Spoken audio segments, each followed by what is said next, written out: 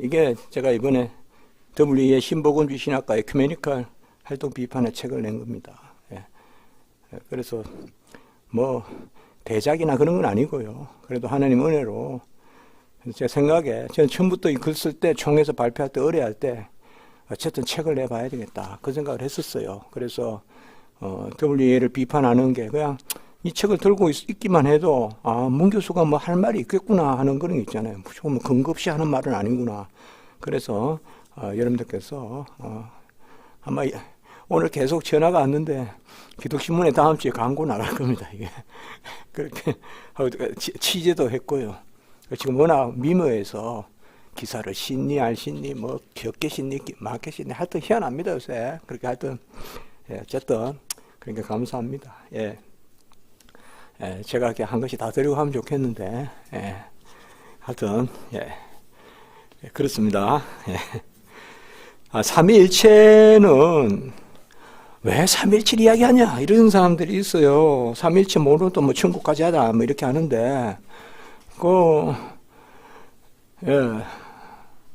정읍이라는 이름이 왜 필요합니까? 정읍이라는 이름이 왜 필요합니까? 그냥 저 남쪽으로 가다가 또 정한 뭐 휴게소라는 이름이 왜 필요합니까? 뭐 밤이 뭐 이름이라는 게 필요하니까 만든 거잖아요.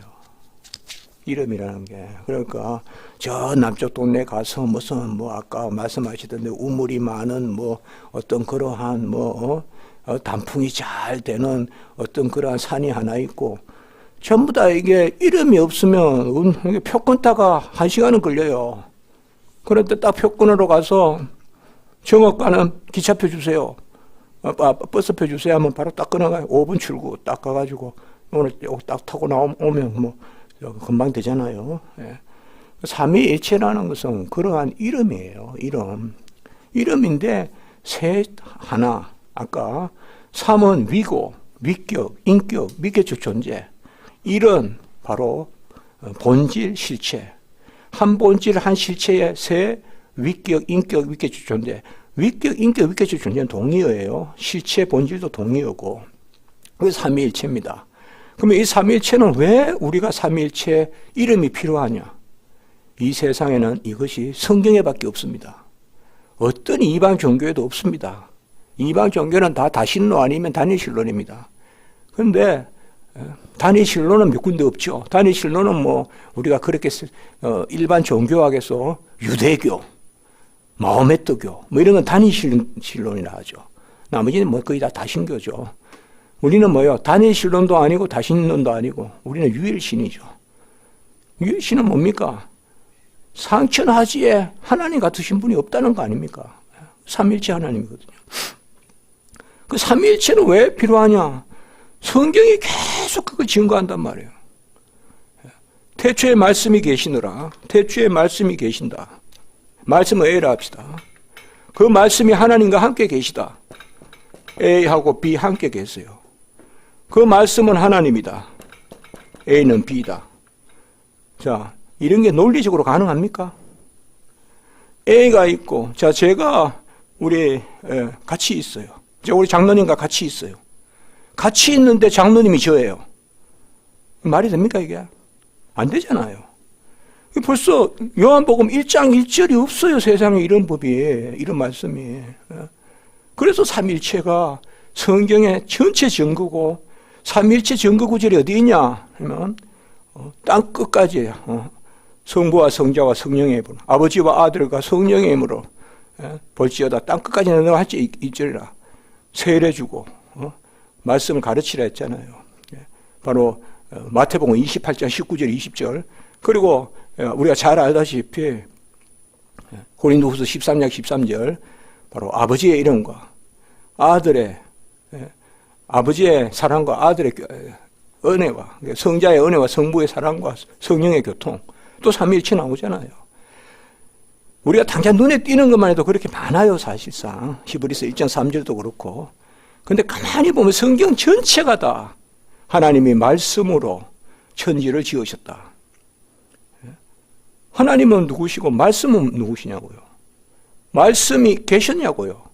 하나님 존재밖에 없잖아요. 하나님 한 분밖에 안 계시는데 말씀 우로라고 해요. 그럼 이게 뭘 어떻게 설명할 거냐? 이게 전부 삼일체란 말이에요. 삼일체. 성경은 전부 다 삼일체예요. 전부 다 삼일체. 삼일체. 그래서 인간이 만들어낸 개념이 아니에요. 성경의 전체적인 가르침을, 그것을 표현하는 거, 말을 만드는 게 아니라 세 위격에 한 본질, 셋임, 하나임, 트리타스, 우니타스, 트리우니타스, 트리니티, 이렇게 돼서 삼일체란 말이 생겼단 말이에요. 지극히 인간의 말을 집어넣은 게 아니란 말이에요. 그대로 만든 게 삼일체란 말이에요. 그런데 삼위일체가 무슨 철학적 용어니, 삼위일체가 무슨 어려운 용어니, 그런 게 아니라 이 말. 그냥 성경에 있는 말씀을 우리가 개념을 명칭으로 했다. 삼위일체. 그렇기 때문에 뭐 교리 없어도 저는 뭐 믿기만 하면 되지. 그 말은 안 맞는 이야기예요. 정업이란 이름도 필요 없고 김제란 이름도 필요 없고 나는 뭐 간다는 거죠. 그럼 길이 뭐가 필요했어요? 뭐 미국 서울에 가긴 갈 거 아니에요. 한 뭐 20-30년 걸리면 이리 가보고 저리 가보고 저리 가보고. 그런데 우리는 길을 뚫어 놓고 이름이 있고, 근데 하나님이 주신 은혜잖아요. 그래서 일단 삼위일체에 대해서 이제 아까 우리 그 단어들을 똑바로 정신을 차리고 하나씩 적용해 가야 되는데 장로님이 골탕 먹이려고 지워버렸어요. 지워버렸어요. 그래도 제 자신을 남겨두셨으니까 감사하고 칠판에 이거 지워버렸어요. 그래서 다시 쓸까 어쩌까 좀 생각하고 있는데, 자 그래도 한 번 더 우리 저녁에 새로 오신 분도 계시니까, 하나님은 한 분이시다. 한 존재, 한 존재. 그것을 우리가 우시아라고 한다. 우시아란 말은 모르셔도 돼요. 헬라어. 이렇게 생각하시면 돼요. 예수님이 신약시대 때 십자가 달리실 때, 그때가 바로 로마가 점령했을 때잖아요. 가이사 아우구스도. 로마가 점령했을 때잖아요. 그런데 그때까지도 문화적인, 철학적인 배경은 사실 헬라 철학이 강했다 이 말이에요. 특별히 헬라 철학이 어디에서 강하냐? 바로 아시겠지만 알렉산더가 쫙 지배를 하고 나눠지잖아요. 그 중에 하나는 저 위에 셀루쿠스 왕족은 저 시리아 쪽에, 그 다음에 이집트 이쪽 왕족은 바로 알렉산드리아에, 이렇게 세 개 나라가 나눠지잖아요. 그래서 소위 헬레니즘이라고 하잖아요, 우리가 그거를. 그러니까 예수님 시대 때 문화적 배경은, 고급스러운 문화적 배경, 철학적 배경은 헬라 철학이에요. 그러나 헬라 철학이 힘을 쓰는 게 아니라 힘은 로마가 쓰는 거죠. 그렇기 때문에 항상 성경도 히브리어, 헬라어로 기록되어 있잖아요, 여러분들. 맞죠? 그 코이네라 그래요. 헬라어로 기록되어 있어요. 그렇기 때문에 라틴어로 기록된 게 아니잖아요. 그래서 한 존재인데, 한 존재를 뜻하는 것이 두 단어가 있다. 우리가 알기로 본질, 실체. 이 단어는 동의어단 말이에요. 이 두 단어에 대한 헬라어는 우시아다. 그런 것은 이제 두고 그냥 이 두 단어만 쓴다, 이렇게만 이제 우리가 결론적으로 합시다. 그러니까 하나님은 한 분이시다. 우리가 분이라는 말을 이때 쓸 수도 있어요. 한 분. 한 분 하나님은 한 본질, 한 실체시다. 이렇게. 그거는 하나이심. 그런데 이 한 분이신 하나님이 누구시다? 세 위격이시다. 그러니까 세 뭐냐? 이때 이제 우리가 위격, 인격, 위격적 존재. 그 세위격, 세인격, 세위격적 존재를 우리가 뭐라고 하냐? 성부, 성자, 성령이라고 한다. 성부, 성자, 성령. 하나님, 성자 하나님, 성령 하나님. 그래서 한 존재에 세 위격이 있다. 전혀 모순도 아니고 역설도 아니고 부조리도 아닌데, 이거는 비밀이더라. 뭐냐 하면 한 분이 세 위격인데 각 위격이 동일한 존재단 말이에요. 이건 비밀이다 이 말이에요. 이 세상에 그런 건 없다 이 말이에요. 일이 하나가 세수로 되어 있는데 셋이 하나다, 이렇게. 이거는 비밀이단 말이에요. 모순도 아니고 부조리도 아니고. 그거 아까 다 설명을 했어요. 그래서 동일 본질이시다, 그 말씀을 했어요. 그러니까 세 위격이 동일 본질이시다. 이게 따로는 아까 많이 썼던 거 안 쓸게요. 쓴 김에 하나만 더 쓰면 각각의 위격, 인격, 위격적 존재는 각각의 특성이 있어요. 아버지는 나시지도 않고 나오시지도 않았다. 이건 아주 전통적인 표현입니다. 같이 한번 해볼까요? 다 아시는데 우리가 목사님들께서는 같이 합시다. 아들은 아버지께로부터만 나시고 성령은 아버지 그리고 아들로부터 나오시고 혹시 여기는 다른 동의어 뭐요? 출래하시고 발출하시고 요 세 단어는 쓸 수 있어요. 나오시고 출래하시고 발출하시고 그냥 이때는 그냥 나오시고 합시다. 그 다음에 성부는 뭐예요? 나시지도 나오시지도 아니하셨다. 이런 것을 우리가 각각의 위격의 특성이라고 그래요. 그걸 우리가 구체적인 용어를 하나 붙여준다면 위격적 특성이다. 요 말은 좀 기억합시다. 위격적 특성. 자, 본질과 실체에 있어서는 특성이 없죠. 동일하죠. 여기는 동일하단 말에 쓰면 안 돼요. 호모, 우시아, 동일 본질이다 이 말이에요. 이게 325년 칼케톤 회의에서 이 단어가 처음으로 신학화되는 단어예요. 호모 우시아라는 단어가. 그전에 이 단어가 사실상 정확한 객관적으로 없었어요. 이 단어가. 거의 만든 단어라고 생각해요. 우리는 325년 니케아에 의해서. 회의 전까지도 없었어요. 하나님의 은혜예요. 정확하게 동일 본질을 선포하거든요. 동일 본질. 그러나 본질과 실체는 동일하지만 위격에 있어서는 삼위가 동일한 게 아니라 서로 각각의 고유한 특성을 가지고 있어요. 그래서 성자는 성부가 될 수 없죠. 맞죠? 성령은 또 성자와 성부가 될 수 없죠. 그래서 성부, 성자, 성령은 각각 고유한 특성을 가지고 있다면 아버지는 아들을 보내시지만 아들은 아버지를 보내시지 않죠. 맞죠? 그런 것은 뭐라고 해요? 각각의 위격적 특성이라고 합니다. 그래서 이제 하나 더 쓴 김에 하나님의 한 본질 한 실체, 하나님은 한 본질 한 실체인데 하나님은 세 본질이다.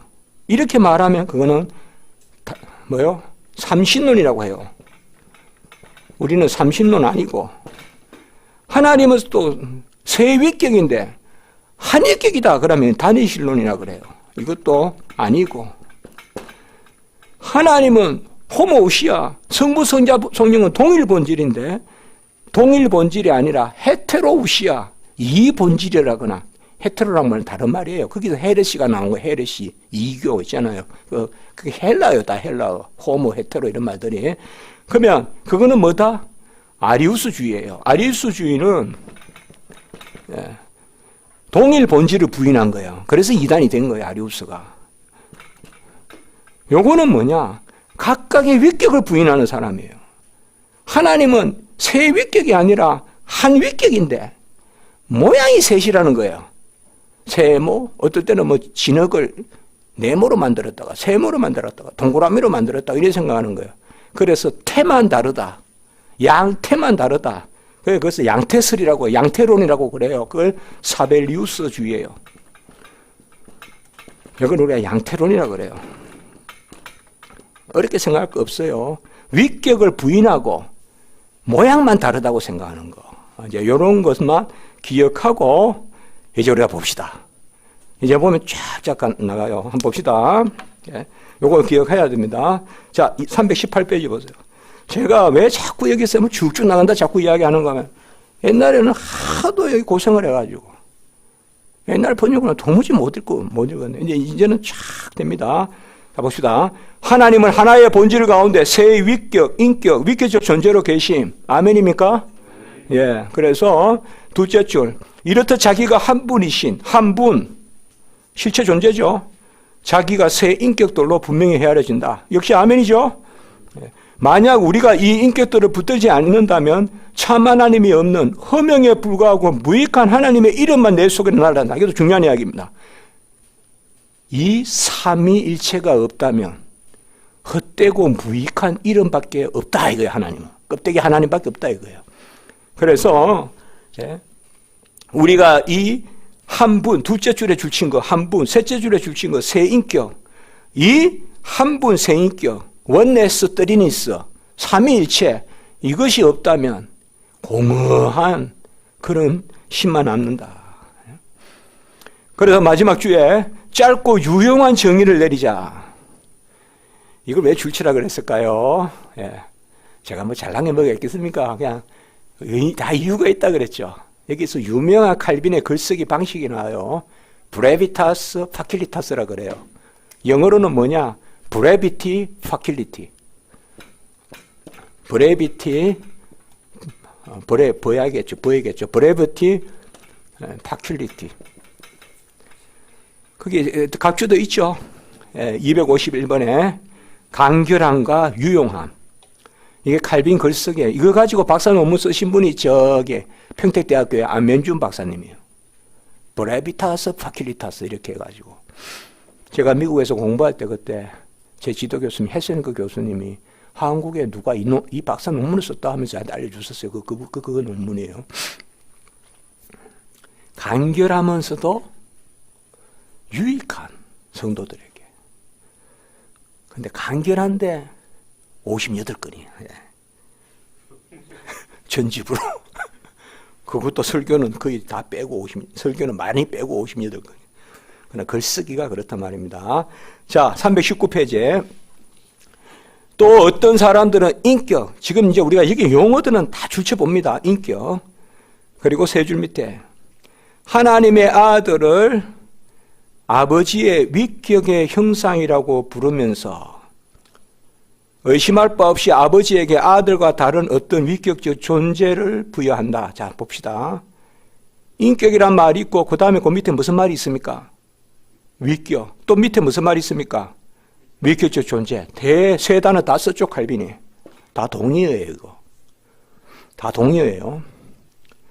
그러면 한번 봅시다. 히브리서 1장 3절. 본체의 형상이요. 영광의 강체시요. 본체의 형상이란 말이거든요. 히브리서에. 거기 본체의 형상이란 말을 할 때 본체라는 말이 히포스타스에오스인데 헬라어로 그 소유격이고 주격은 히포스타시 있어요.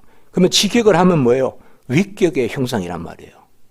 우리나라는 본체라고 번역했지만 위격이라고 번역해야 돼요. 정확하게 하려면 위격의 형상이다. 자, 이거 물어볼게요. 아버지는 아들의 위격의 형상이다. 돼요, 안 돼요?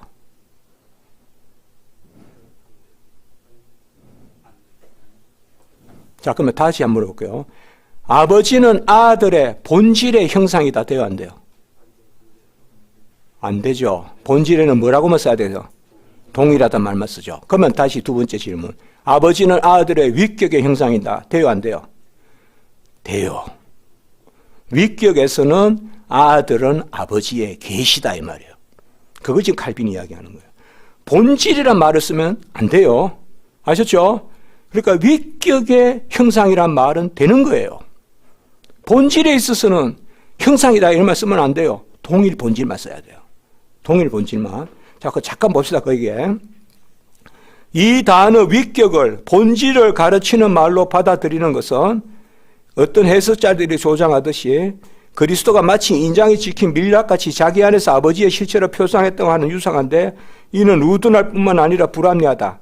자, 위격을 본질이라는 말로 바꿔서 생각하면 된단 말이에요? 안 된단 말이에요?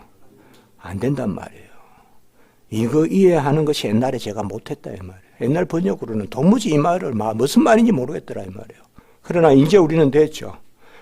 본질은 동일하다 그래야 되고 위격에 있어서만 같이 합니다. 관계성. 여기서는 관계성이 생기는 거예요. 왜 우리가 라틴어로 렐라치오라 그래요. 렐라티오. 관계. 아버지와 아들의 관계는 아들은 아버지의 형상이고 예? 그게 바로 히브리서 1장 3절이야. 그러니까 칼빈은 삼위일체를 설명하면서 가장 중요하게 여기는 첫 번째 구절이 히브리서 1장 3절이에요. 거기에서 히포스타시스라는 단어가 나오기 때문에 헬라어로 아까 썼었죠. 그래서 카라크테르 테스 히포스타세우스 헬라어로 말하면 위격의 형상 맞거든요. 이게 정확하게. 거기에 우시아를 쓴 게 아니라 뭐를 썼다? 히포스타시스를 썼다 이 말이죠. 그래서 성경 표현을 봐라. 삼위일체다. 이거는 위격의 관계를 뜻한다. 본질에서는 어떻다? 어떻다? 같다. 위격에서는 뭐예요? 아들은 아버지의 뭐다? 형상이다. 됐죠? 아들은 아버지의 드러나심이니까. 그 말이에요, 지금 이제 계속. 예. 그 밑에 보세요. 바로 옆에. 하나님의 본질은 단일하고 분할되지 않으며 하나님은 그것을 할당이나 파생됨 없이 순전한 안전한 가운데 전체적으로 자신 안에 담고 계시므로 본질에 있어서 아들을 아버지의 형상이라고 일컫는 건 돼요, 안 돼요? 안 된다는 말이잖아요, 여기에. 부적절하고 어리석기 때문이다. 지금 그냥 이것만 이해하면 큰 거 이해한 거예요, 지금. 칼빈의 이거 기독교 강요에서. 1장 3절에 이것만 우리 정확하게 이해했잖아요. 우리가 그냥 오늘 오후에 그냥 엄청 그냥 갑자기 그냥 우리가 지식을 많이 얻게 된 거예요. 이게 이제 이게 읽히잖아요, 이게. 본질로 쓰면 안 된다. 왜? 본질은 동일한 것이기 때문에 관계의 표현에는 쓸데가 없다. 본질에 있어서 아버지는 아들을 보내셨다. 돼요, 안 돼요? 안 돼요. 위격에 있어서 보내신 거예요. 아셨죠? 본질에 있어서 아버지가 아들을 보내고 이런 식으로 접근하면 그건 전부 다 종속설이라 그래요. 그건 이단이에요. 오리게네스. 이거 봐요. 좀 더 읽어볼까요? 그냥 아버지는 비록 자기의 위격적 특성에 위격적 특성이란 말 썼죠, 제가. 위격적 특성에 있어서는 구별되시나 맞습니까? 맞죠? 구별되죠. 구별 안 되면 안 되죠, 오히려. 아버지와 아들은 위격에 있어서 같다. 됩니까, 안 됩니까? 안 되죠. 아버지와 아들은 위격에 있어서는 구별된 특성을 가지고 있다 그래야지. 뭐에 있어서 같다 그래야 돼요? 본질이나 실체에 있어서 같다 그래야죠. 그러니까 이걸 우리가 따지는 게 아니라 이 기본 개념만 가지고 쭉 책이 다 끝까지 간단 말이에요, 지금. 역으로 이거를 이해 못하면 아무것도 이해 못한 거 똑같단 말이에요. 그냥 고개만 끄덕끄덕 할 뿐이지. 그러니까 지금 봅시다. 비록 자기의 위격적 특성에 있어서는 구별되시나 자기를 아들 안에서 전체적으로 표현하심으로 자기의 위격이 아들 안에서 드러났다고 하는 것은 맞아요, 틀려요? 맞죠. 매우 논리적이라고 할 수 있다. 얼마나 시원하게 넘어갑니까? 옛날에는 제가 이거 평생 못 읽고 한국서 도무지 안 되고 영어 읽어도 모르겠고 영어는 제가 잘못 읽어서 그런지 몰라도. 그리고 두 줄 밑에 우리는 아들 안에서 빛나는 위격이 아버지 안에서 고유한 것으로 존재한다는 결론에 이른다. 맞죠? 아들의 위격 안에서 아버지 안에서 빛난다. 이로부터 역으로 아버지로부터 아들을 구별하는 아들의 위격이 쉽게 도출된다. 그러니까 아버지도 위격이고 아들도 위격이다 이 말이죠. 그리고 나중에 성령도 위격이고 새 위격이다 이 말이죠. 칼빈이 히브리서 1장 3절을 가지고 이렇게 전개해낸 이 한 페이지는 삼위일체론의 진짜 붕괴치는 듯한 큰 칼빈의 발견이에요. 요 짧은 요 한 구절에서 칼빈은 삼위일체로 확 설명해 버린 거예요. 여기 지금 여기에서 본질은 하나이나 위격은 둘이다. 일단 여기 성부와 성자만 이야기하니까 곧 이제 셋이다 되겠죠. 그리고 바로 셋이다. 또 밑에 동일한 논리가 어디에도 적용된다? 성령에도 적용된다. 3이라 이 말이에요. 자, 320페이지에 둘째 줄. 이 구별은 본질에 속하는 것이다? 아니다? 이다? 아니다? 아니다. 우리 다 아는 이야기 칼빈 계속 하는 거예요, 그냥. 이거 다 아는 이야기잖아요, 이제. 이거 가지고 그냥 우리가 밤새 이야기할 수 있는 거 아니에요, 지금. 그거 쓰고 있는 거예요, 칼빈 지금. 이 구별은 본질에 속하는 것이 아니다. 본질을 다중적으로 만드는 것은 정당하다, 아니다? 정당치 않다, 이 말이에요. 한 줄 밑에 새 위격, 줄만 쳐주고. 한 줄 밑에 라틴 사람들은 인격이란 말로 동일한 뜻, 서로 지닌 위격, 신경 쓸 거 없어요. 위격, 인격 같이 쓰인다. 그렇게 말고 있으면 돼요. 그리고 또 네 줄 밑에 무슨 말 나와요? 위격적 존재.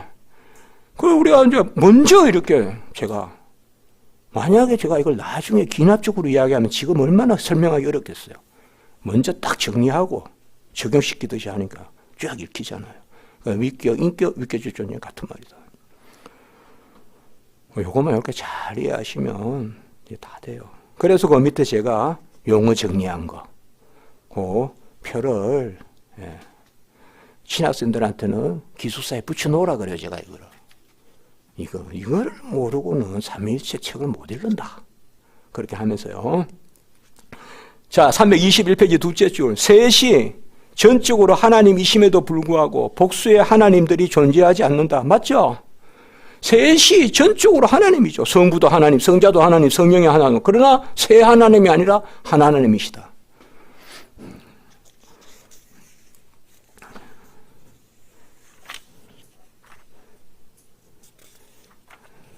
이거 한마디 하는데 이것도 한번 해주면 좋아요. 321페이지 밑에서 둘째 줄. 성경 가운데서 너무나 혼란스럽고 막막해서 우리의 이해력으로는 가다할 수 없다고 여겨지는 부분들을 한층 명확한 용언대로 설명하는 것을 막을 명분이 어디 있겠느냐. 제가 그 이야기 했죠. 하나님이 다 우리에게 맞추어 주신 거예요. 사실 하나님의 계시를 표현할 인간의 언어는 없어요. 하나님이 맞춰서 설명해 주신 거예요. 창세전에 아버지 품속에 있는 아들, 영원히 나신 독생자, 나셨다는 표현을 사용해서 성부와 성자의 관계를 설명해 주신 거지. 성자는 우리가 어머니 뱃속에서 나듯이 성부에게 나신 건 아니에요. 삼위일체에서 그렇잖아요. 그 전에 어떤 사람은 그렇게 이야기해요. 나셨지 않았기 때문에 나셨다는 단어 안 써야 된대요. 성경에. 그러면 성경 단어 다 덮어야 되다. 쓸 말 하나도 없어요. 무슨 보존학회니 그래서 그래요. 하나님이 연관된 말씀으로 주신 것을 어디 인간이 없어서 그래요. 우리에게 맞추어서 그 단어를 사용해 주신 거예요. 자, 4절. 여기에서 4절은 성부, 성자, 성령 하나님의 하나의 본질을 부인하는 대표적인 이단이 뭐예요? 아리우스. 세 인격을 부인하는 대표적인 이단 누구예요? 사벨리우스. 이거는요, 어느 신학책이든 삼위일체 가면 이 두 분이라 할까요? 뭐라 할까요? 아리우스와 사벨리우스는 항상 등장해요. 네. 그래서 밑에서 둘째 줄 아리우스. 네. 아리우스는 323페이지의 둘째 줄. 그리스도가 다른 피조물과 다름없이 창조되었으며 시작을 가지고 있었다.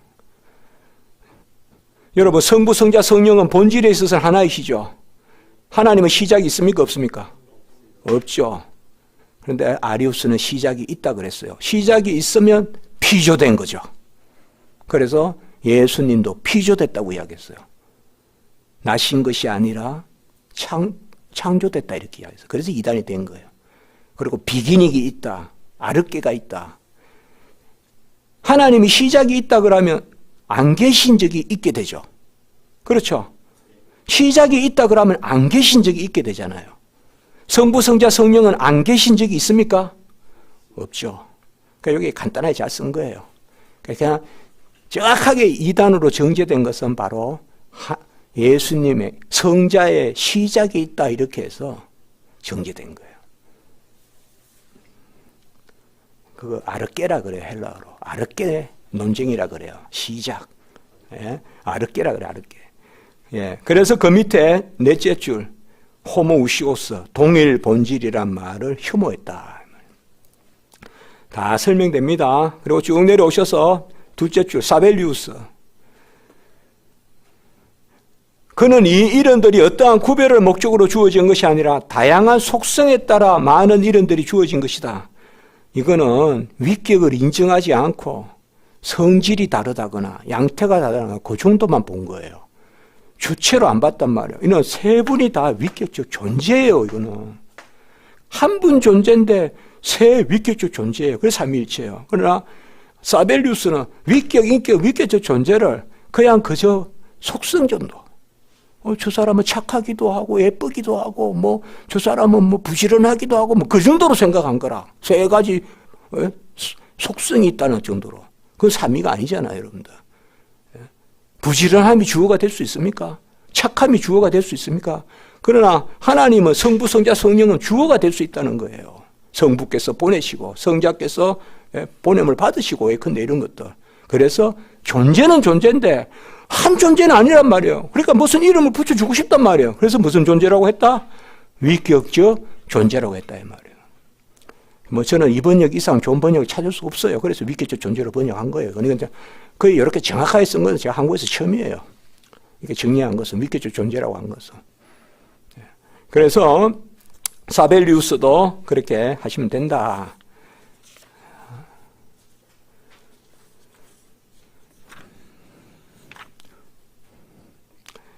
자, 그러니까 324페이지 보세요. 첫째 줄. 어떤 순서도 없고 구별도 없이 아버지는 아들이시고 성령은 아버지시라는 속된 노래가 울려 퍼졌다. 바로 삼위를 부정한다 이 말이에요. 삼위 사벨리우스입니다. 자, 5절. 거룩한 교부들은 용어 사용에 다양히 있었으나 내용적으로는 일치한다. 이제 이런 건 있을 수 있어요. 요새는 용어가 금방 일치하잖아요. 요새는 뭐 일본에서 화살을 쏘면 우리가 바로 그냥 한국에서 보잖아요.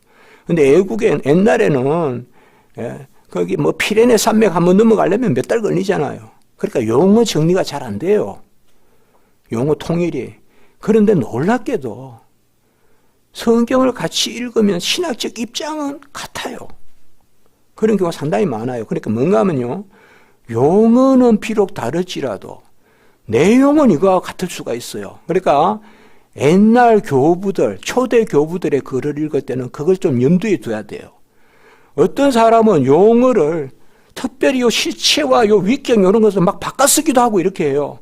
그러면 무조건 틀렸다 하지 말고 그 사람이 무슨 의미로 쓰는가. 요새야 용어 통일하기 쉽잖아요. 아까 말씀같이 금방 인터넷 하면 뭐 여기서 지금 미국에서 보잖아요. 그런데 옛날에는 그렇게 쉽지 않다 이 말이죠. 그 정도로만 생각하시면 돼요. 그러나 우리가 알 것은 기본적으로 이 단어가 정리가 안 되면 어떤 학자가 요거하고 조금 다르게 쓴다는 것은 더 헷갈려요. 우리는 완전히 그냥 미국에 빠져버려요. 그래 되면. 그러면 이제 뭐 조금 제롬, 뭐 조금 뭐 갑바도기아 교부들 조금 다른 용어 쓸 수는 있어요. 그러면 이 개념을 이렇게 쓰는구나 이렇게 돼야 되는데 이거 자체가 정리가 안 돼 있으면 완전히 그냥 혼돈에 빠져버려요. 그 정도만 생각하시면 돼요. 그래서 이 부분은 제가 길게 안 읽겠습니다. 이 부분은 길게 안 읽고 다만 326페이지에 마지막 문단 아우구스티누스 이렇듯 대단한 밑에서 셋째 줄 이렇듯 대단한 사안에 대한 인간의 부족한 표현 때문에 용어가 필연적으로 강요될 수 있다. 그 정도만 줄쳐보세요. 그러니까 많은 사람들이 이렇게 이야기한다고요. 무슨 조지신학이 필요합니까? 무슨 교리가 필요합니까? 잘 믿으면 되지. 그 말은 어폐가 있다. 잘 믿으려고 용어가 필요한 거다. 잘 믿으려고 용어를 가지고 우리 사용한다. 그 말입니다. 자, 그리고 다시 한번 327페이지에 셋째 문단 또 이 두 대표적인 이단 아리우스 줄치고요. 그가 지음을 받으셨고 시작을 가지셨다. 그까지만 줄쳐보고요. 네 줄 밑에 동일 본질을 말하라. 그리하면 당신은 변절자의 가면을 벗겨내게 될 것이다. 그 다음에 밑에 또 사벨리우스. 거기는 밑에서 둘째 줄 하나님의 한 본질 안에 있는 인격들의 삼위일체를 말하라. 그리하면 당신은 한마디 말로 성경이 말하고 있는 것을 말하게 될 것이고 공허한 수다를 잠재우게 될 것이다. 이렇게 좀 완곡하게 둘을 비판했죠. 아리우스는 동일 본질에서 어긋나고 사벨리우스는 삼위에서 어긋난다. 그 말을 다시 하고 있습니다. 그리고 328페이지 두째 문단 셋째 줄 하나라고 들을 때 실체의 하나임으로 이해해야 하고 한 본질 안에 있는 셋이라고 들을 때 삼위일체에 있는 인격들이 지칭된다는 거 전혀 의문 없죠? 의문 없죠? 하나라고 들을 때 실체 혹은 본질의 하나임 원네스 한 본질 안에 있는 셋이라고 들을 때 뜨리니스라고 들을 때 이 삼위일체 안에 있는 인격들 혹은 위격들 혹은 위격적 존재들 됐죠? 전혀 문제가 없어요. 예. 그 각주 289에 보면 꽤 제가 길게 했는데 이게 바로 칼빈의 삼위일체 논쟁이에요. 그 대표적으로 첫 번째 인물 피에르 까롤리라는 사람 이거 지금 우리나라에 누가 박사 논문 하나 써도 돼요. 이거 사실 이거 아직 연구 주제로 남아있어요. 이거 정말로 그 당시 반삼위일체론자들이 있거든요. 그 셋째 줄에 셀베투스, 브란트라타, 장뜰 이런 사람들이 있어요. 폴란드에 또 단일 실론주의자들이 있고요. 혹은 그런 거 제가 설계해서 길게 설명해놨죠. 밑에 글 같은 거. 요런 걸 읽고 하면 된다 이거예요. 제가 각주해놨잖아요. 자, 6절. 하나님의 동일한 본질의 성부, 성자, 성령 하나님은 위격적 특성에 있어서 구별되심. 이해됩니까? 예, 이해되면 됐습니다. 동일한 본질의 성부, 성자, 성령은 위격적 특성에 있어서 구별되심. 구별 안 된다 그러면 안 돼요. 아들은 나심인데 아버지는 나심이 돼요, 안 돼요? 안 된다 이 말이에요. 각각의 위격적 특성은 서로 교통할 수 없어요. 아들의 위격적 특성을 아들이 가지고 있고 아버지의 위격적 특성은 아버지가 가지고 있고. 그 둘째 문단, 나는 인격을 하나님의 본질 안에서 서로 관련되지만 교통될 수 없는 특성으로 구별되는 위격적 존재라고 부른다. 막힙니까? 안 막힙니까? 내용적으로. 막힐 거 없죠? 교통될 수 없는 특성, 무슨 특성 요거를? 위격적 특성으로 구별되는 무슨 존재? 위격적 존재. 인격을 위격적 존재라고 부른다. 동의하라 그랬잖아요. 그렇게 풀어가면 된다 이 말이에요. 전혀 안 막히죠 지금.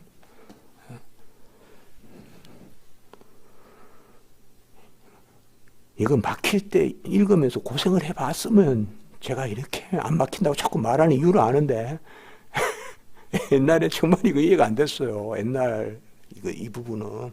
근데 지금은 우리가 안 막힌다니까요. 나는 인격을 하나님의 본질 안에서 서로 관련되지만 서로 관계되지만 위격적 특성에서 구별되는 새 위격적 존재라고 말한다. 됐죠? 여기 한번 봅시다. 나는 인격을 혹은 위격을 동일한 본질이지만 위격적 특성에서 구별되는 새 위격적 존재라고 한다. 되잖아요.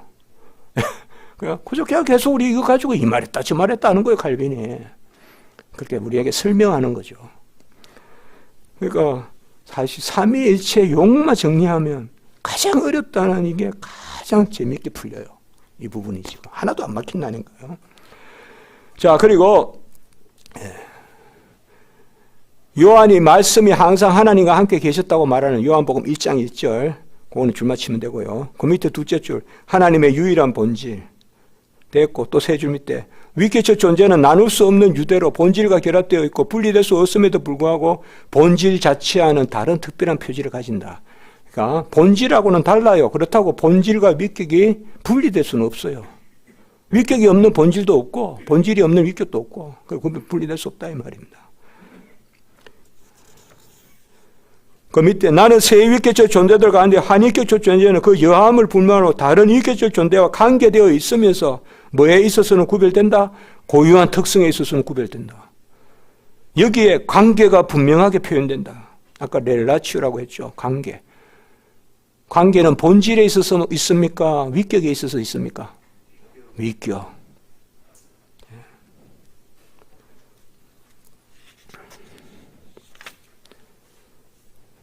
셋째로 330회 둘째 줄요. 각자의 고유한 특성은 무엇이든지 교통될 수 없다고 나는 존재한다. 맞죠? 삼위의 고유한 특성은 서로 교통될 수 없습니다. 성부가 성자가 되셨다가 성자가 성부가 되셨다가 이렇게 할 수는 없잖아요. 그러나 본질에 있어서는 동일하다. 그러니까 항상 여러분들 본질에 있어서는 동일하다.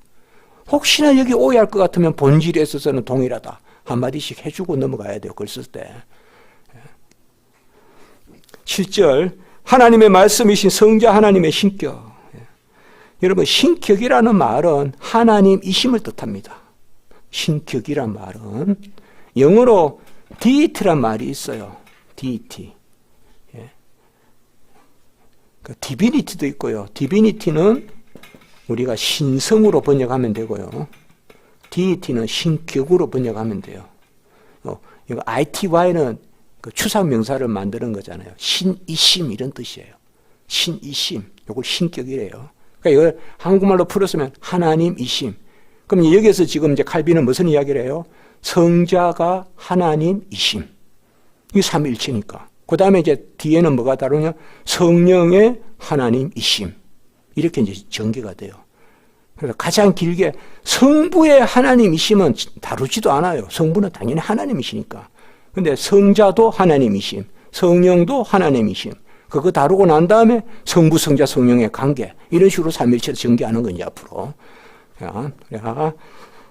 좀 빨리 볼 수 있습니다. 예, 그래서요.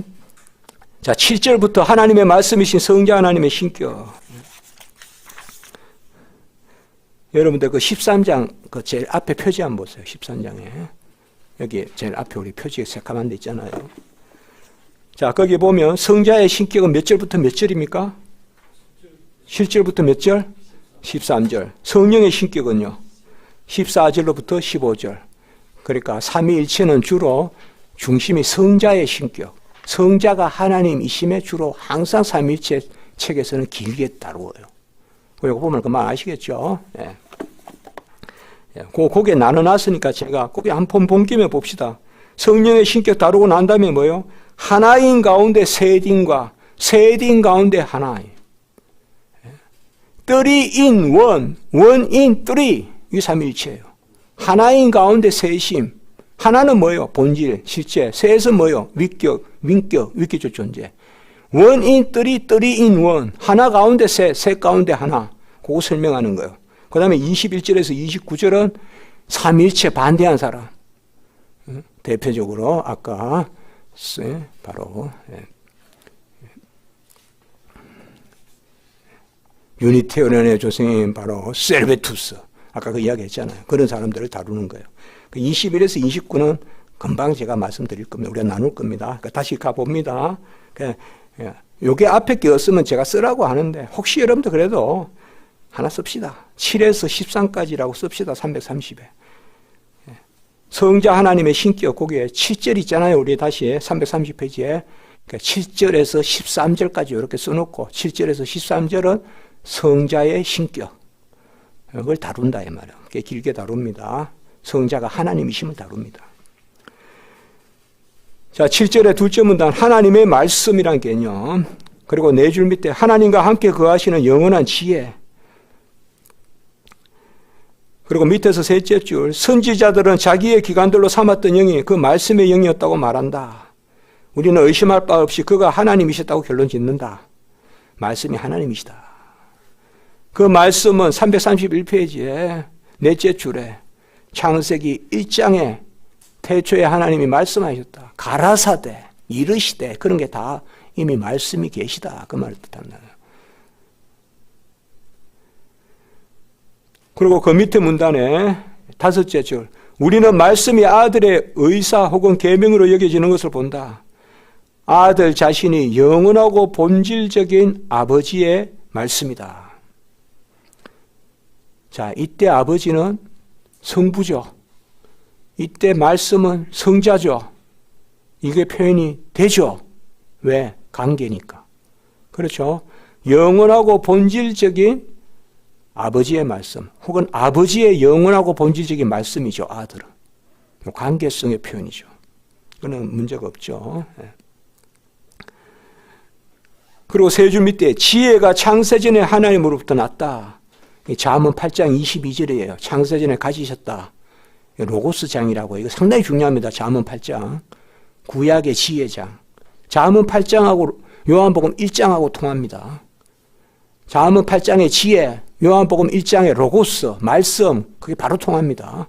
잠언 8장 22절에 바로 지혜가 영원하다는 게 나와요. 그리고 요한복음 1장 1절은 뭐예요? 태초에 나오잖아요. 그래요. 똑같은 이야기가 같이 간다 이 말 그거예요. 자, 332페이지의 첫째 줄 완전하고 영원한 본질 아들도 완전하고 영원한 본질을 가지고 계시죠. 함께 아버지와 함께. 그래서 332페이지에 둘째 문단 첫째 문단 하나님의 말씀이란 말로 식별한다. 그 본질적인 말씀을 신적인 명령의 원칙으로 여겨 최고의 자리에 두는 것이 마땅하다. 이 말씀에는 어떤 변화에도 구애받지 않은 채 영원히 한 분 그리고 동일하신 분으로 아버지와 함께 머무시고 그 자신이 하나님이시다. 아까도 말씀드렸지만 이게 요한복음 1장 1절에서 3절인데 특별히 1장 1절만 봐도 이게 되죠. 자, 태초에 말씀이 계시니라. 태초에 말씀이 계시니라. 이 말씀은 뭐예요? 위격이잖아요. 제2위격이잖아요. 성자. 그렇죠. 성부, 성자, 성령. 요거는 뭐예요? 위격이 계심을 선포하는 거예요. 그 말씀이 하나님과 함께 계시다. 자, 성경에서요, 하나님이란 말이 별도로 나오면 삼위일체 하나님이라고 우리가 받아야 돼요. 우리는 성부라고 받으면 안 돼요, 여러분들. 기본적으로 성경 읽을 때 우리가 가장 착각하는 게 하나님이라면 성부라고 생각해요. 성자가 나타나야 그때 성자가. 그래서 그렇게 하면 안 됩니다. 하나님은 삼일체 하나님입니다. 성부, 성자, 성령. 그런데 성자와 성령과 관계 속에 하나님이 나오면 그때는 성부로 읽으면 돼요. 이때는 보세요. 말씀이 하나님과 함께 계시다. 말씀은 성자죠. 이때는 하나님은 누굴까요? 그러면 성부다 이 말이에요. 이렇게 읽으면 된다 이 말이에요. 그러니까 성자와 성부가 함께 계시다. 맞죠? 그런데 말씀이 하나님이다. 이때는 말씀이 하나님이다. 성자가 성부다. 돼요 안 돼요? 이때는 하나님이 뭘까요? 본질이란 말이에요. 요거는 무슨 표현이에요? 위격. 요거는 뭐예요? 본질 표현이죠. 자, 요거는 뭐예요? 같이 합시다. 삼위적 관점. 요거는 뭐예요? 일체적 관점. 맞죠? 요거는 일체적 관점이잖아요. 그 태초에 말씀이 계시다. 그러니까 말씀, 성자가 계시다. 그 다음에 그 말씀이 하나님과 함께 계시다. 성자가 성부가 계신다. 이건 벌써 삼위잖아요. 삼위적 관점이라고 우리 그렇게 한번 했잖아요. 삼위적 관점, 일체적 관점 이야기했잖아요. 그런데 그 말씀이 하나님이다. 이때 하나님은 본질이란 말이에요. 이거야말로 하나님의 본질이라고요. 이거는 뭐요? 일체적 관점이죠. 같이 합시다. 삼위일체. 요한복음 1장 1절에 삼위일체잖아요. 요한복음 1장 1절에 삼위일체잖아요. 이 구절 하나만 가지고도 이슬람이나 이런 데 그냥 공격할 수 있다고요. 지금 그 이야기예요. 여기에서 칼빈이.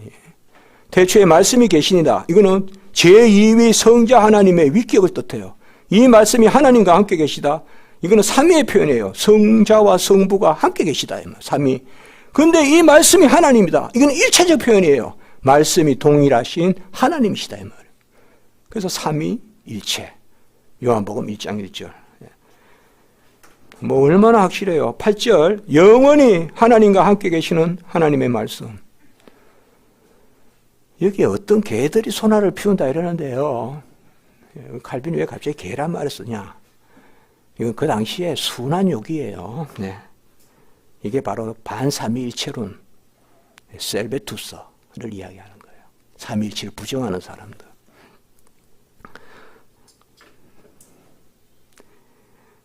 자, 333페이지. 둘째보다 다섯째 줄. 왜냐하면 어떤 시점에 무엇이 드러나기 시작한다는 이유로 그것이 이전에는 존재하지 않았다고 결론 내서는 안 된다. 참으로 나는 이와 아주 다르게 결론을 내린다. 하나님이 빛이 있으라 말씀하셨던 바로 그 순간에 말씀의 능력이 나타났고 존재했으므로 말씀 자신은 훨씬 이전에 존재했다. 칼빈이 이렇게 이야기한단 말이에요. 셀베투스는 어떻게 말하는가 하면 예컨대 말씀이 있으라. 그때 말씀이 시작됐다는 거예요. 칼빈은 말씀이 있으라 했으니까 이미 영원히 말씀이 있다 이 말이에요. 그렇게 이야기하는 거예요. 그러니까 셀베투스를 반박하는 겁니다. 그리고 거기 두 줄 밑에 보세요. 아버지여 창세전에 내가 아버지와 함께 가졌던 영화로서 나를 영화롭게 하시고. 이 요한복음에는 보면 상당히 중요한 삼일체 구절들이 많거든요. 이게 상당히 중요한 구절입니다. 이게 예수님의 대제사장적 기도에 나오는 거잖아요. 예수님의 대제사장적 기도에 요한복음 17장이잖아요. 거기 5절에 창세전에 아버지와 함께 가졌던 영화로서 나를 영화롭게 하시옵소서.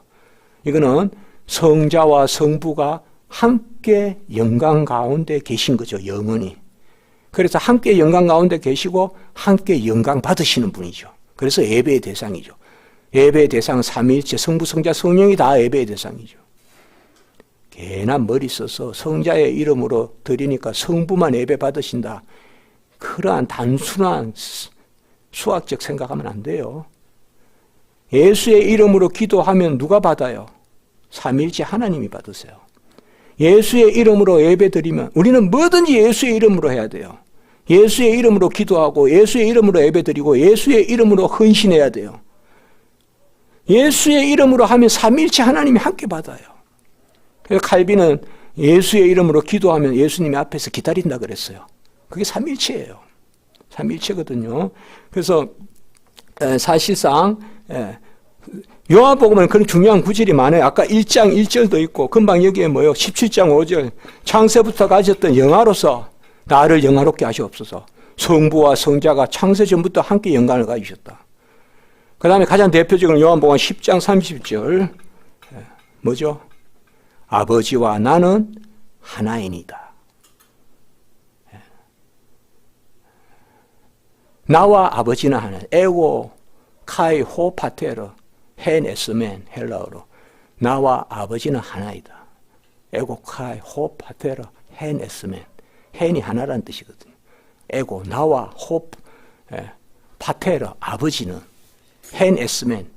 그것도 그대로 번역하면요. 나와 아버지 우리는 하나다 이렇게 번역할 수도 있어요.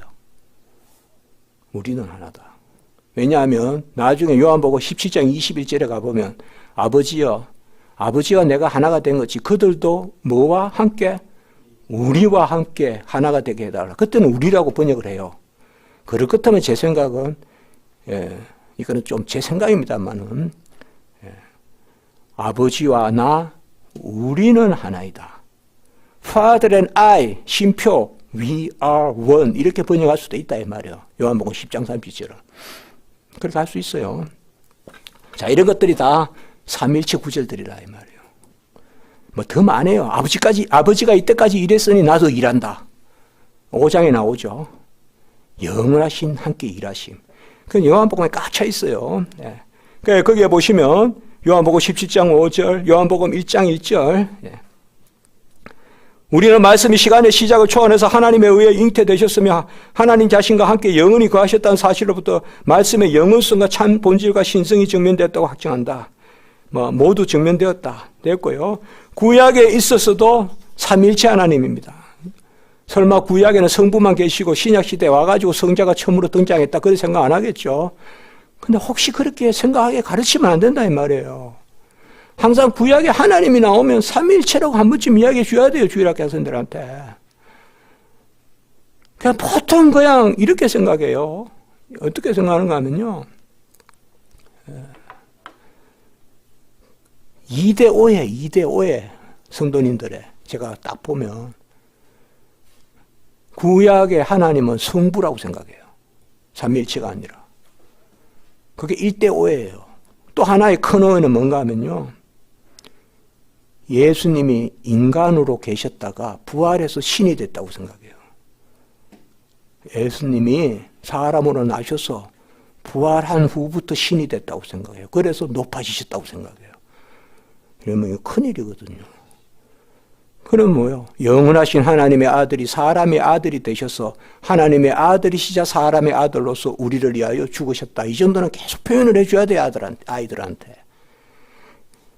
영원하신 하나님의 아들이 사람의 아들이 되셨어요. 세상에서는 A가 B가 되면 이제 B죠. 안 그렇습니까? 물이 포도주로 바뀌면 이젠 포도주잖아요. 가나 혼인잔치에. 그러나 성육신은 그게 아니에요. A가 B가 되셨는데 호로고스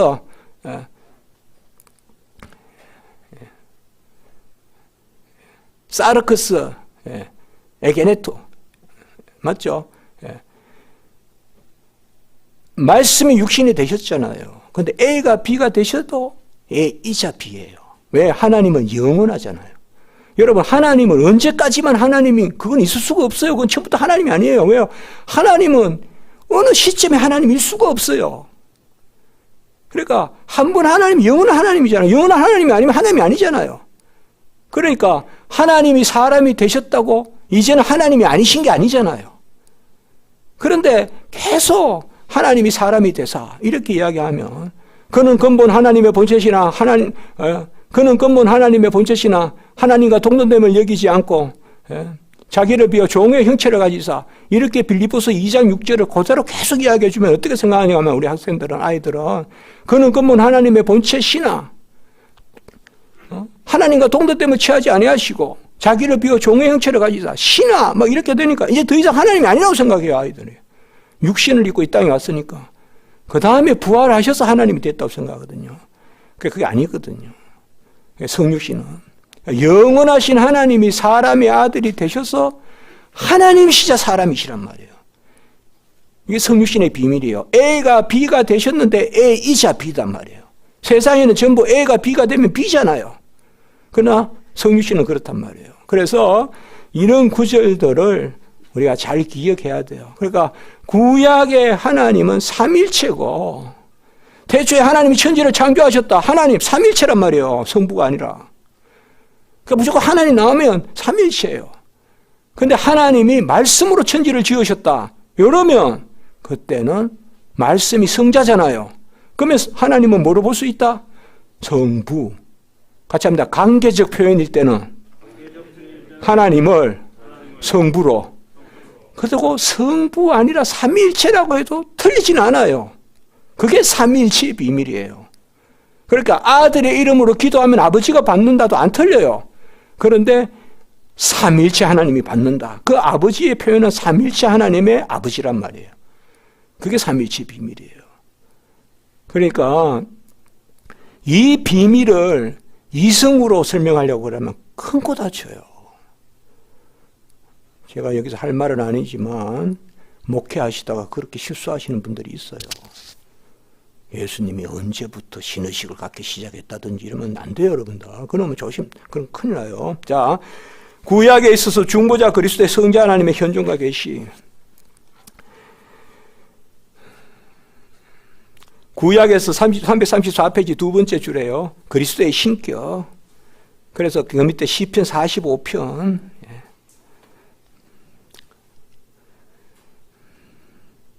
하나님이여 주의 보좌는 영원하고, 그리고 그 한 줄 밑에 엘로힘, 구약의 엘로힘이 대표적 삼위일체 하나님 표현이라고 보면 돼요. 자, 그럼 쭉 내려서 밑에 문장 둘째 줄, 최고의 건설로 장식된 분, 그 세 줄 밑에 그의 이름은 전능하신 하나님, 영존하신 아버지. 이건 지금 성자를 뜻하잖아요. 그렇죠? 기묘라 모사라, 전능하신 하나님, 영존하신 아버지라. 만군의 여호와 예수님이 이를 이루었다. 그 구절 아닙니까? 이게 9장 6절, 6절, 7절 이렇게 연결되잖아요. 평강의 왕이란 말도 있고요.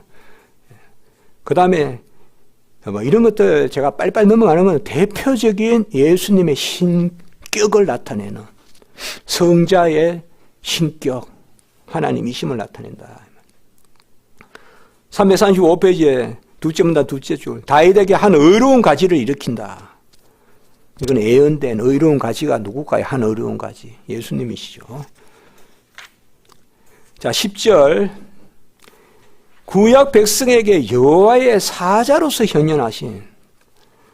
이거는 이제 항상 조금 고개를 갸우뚱하실 수 있는데, 우리 성경에 보면요, 여호와의 사자가 떨기나무에 나타났는데, 그가 이제 불은 붙는데 나무가 안 타잖아요. 근데 그 여호와의 사자가 나중에 뭐요? 이름을 물으니까 나는 스스로 있는 자다. 그건 천사가 아니다 이 말이에요. 그 여호와의 사자가 누구냐 이 말이에요. 그럴 경우에 우리가 이렇게 한번 생각해 보시면 돼요. 어렵게 생각하지 마시고요. 하나님은 삼위일체 하나님이고 삼위일체 하나님의 자기 교통 방식은 성자예요. 그러니까 언제든지 삼위일체 하나님의 현현 방식은 성자를 통한 현현이에요. 그래서 우리가 성자는 삼위일체 하나님의 교통 방식이라 그래요. 그 선에서 이해하시면 돼요. 그러니까 여호와의 사자인데 그 여호와의 사자가 뭐요? 아브라함과 이삭과 야곱의 하나님이라고도 불리고 나는 스스로 있는 자니라고 불리고 내가 너와 항상 함께 있겠다고 약속도 하고 3장 12절 14절 계속 나오거든요. 빌립보서 출애굽기에 구약의 여호와의 사자가 그렇게 자주 나타난다고요. 이런 건 제 기독론 책을 보면 제가 길게 잘 설명해 놨어요. 자, 여기 한번 일단 읽어봅시다. 그냥 셋째 줄에 천사가 거룩한 조상들에게 나타났고 동일한 천사가 영원하신 하나님이라는 이름을 자기의 것으로 주장한다. 천사를 하나님이라고 할 수 없잖아요. 그런데 어떻게 천사를 하나님이라 하냐? 표현만 여호와의 천사지 실제로는 성자를 뜻한다 이 말이에요. 성자. 왜 굳이 그렇게? 자, 야곱과 씨름했어요. 한 사람과 씨름했다 그러고 호세아서에 보면 하나님과 씨름했다 그러고 그런데 씨름했는데 나중에 뭐요? 내가 하나님의 얼굴을 보았다. 사람이란 말도 나오고 여호와의 사자와 도 나오고 하나님의 얼굴을 보았다. 버니엘. 하나님도 나와요. 그때 그러면 여호와의 사자는 누구냐? 하나님의 현현 방식. 성자 이렇게 설명하는 거예요. 이게 우리가 이런 걸 우리가 구약의 기독론이라 그래요. 구약의 기독론. 그 두 표 중에 대표적인 중에 세 줄 밑에 또 하나 마노아와 그의 아내. 분명히 여호와의 사자가 나타났다 해놓고는 뭐라 그래요? 우리가 하나님을 보았으니 반드시 죽으리로다. 여러분 여호와의 사자란 말은 말라크거든요. 천사거든요. 이름은 천사라 부르는데 그렇게 부르는데 말라크 야훼라는 이름으로 부르는데 실상은 그분이 누구냐? 구약에 현현하신 성자시다 이 말이에요. 이거는 우리 여러분 특별한 거 아닙니다. 이거 게라드 보스라는 사람이 있어요. 보스라는 신학자 있어요. 그런 데도 많이 나오고 행스텐베르크라는 책이 있어요. 구약의 기독론의 가장 고전적인 책이에요. 거기서 길게 이야기한 게 이런 부분이에요. 그 다음에 요새 로버트 레이몬드라는 학자가 있어요. 거기도 잘 나와요. 그러니까 보시면 돼요. 제 기독론 책 보시면 돼요.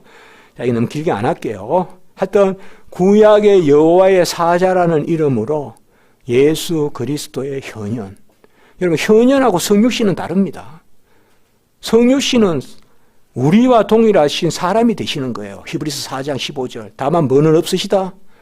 죄는 없으시다. 그게 성육신이고 구약에는 나타나신 거예요. 현현, 파루시아, 드러나신 거예요. 그래서 교수님 그때 현현했는데 그 성육신 아닙니까? 아니요. 그 성육신 아니에요. 성육신은 역사적 사건이에요. 언제 시작됐습니까? 잉태 때 시작된 사건이에요. 잉태 때. 그때 인성이 처음 형성되잖아요. 그래서 이 정도 하면 될 것 같아요. 여러분들 여기는 그 다음에 저기 337페이지에 둘째 문단에 호세아는 천사와 씨름한 야곱.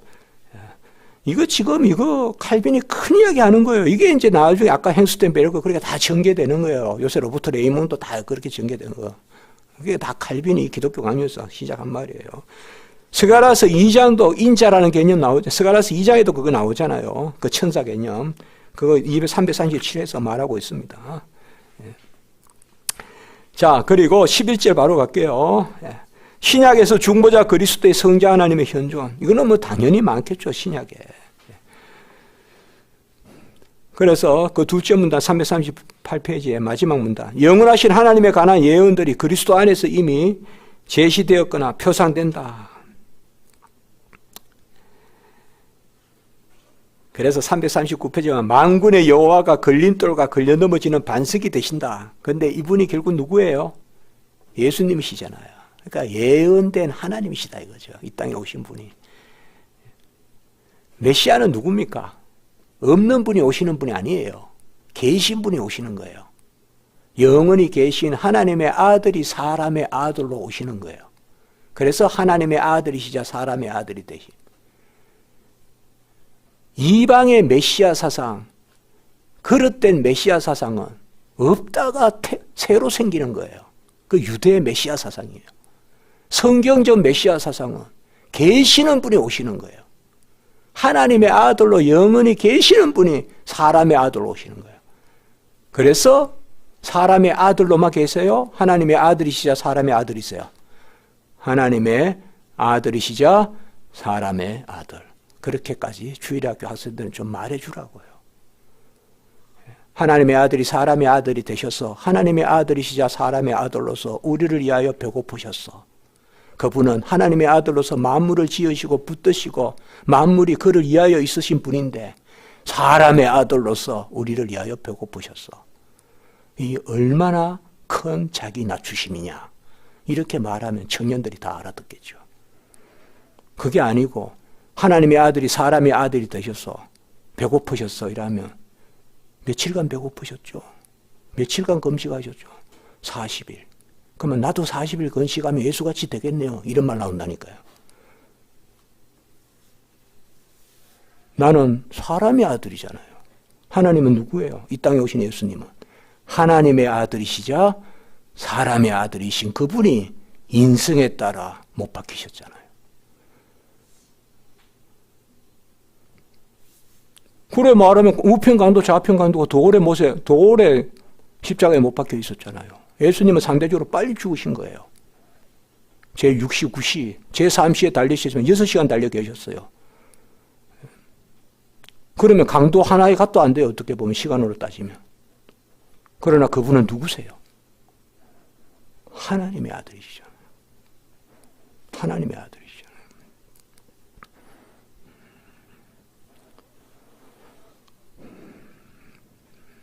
저의 한 시간과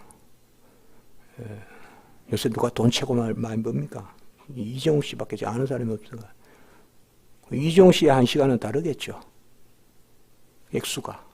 그래서 그 사람 연봉을 1년에 한 몇천억 벌겠죠.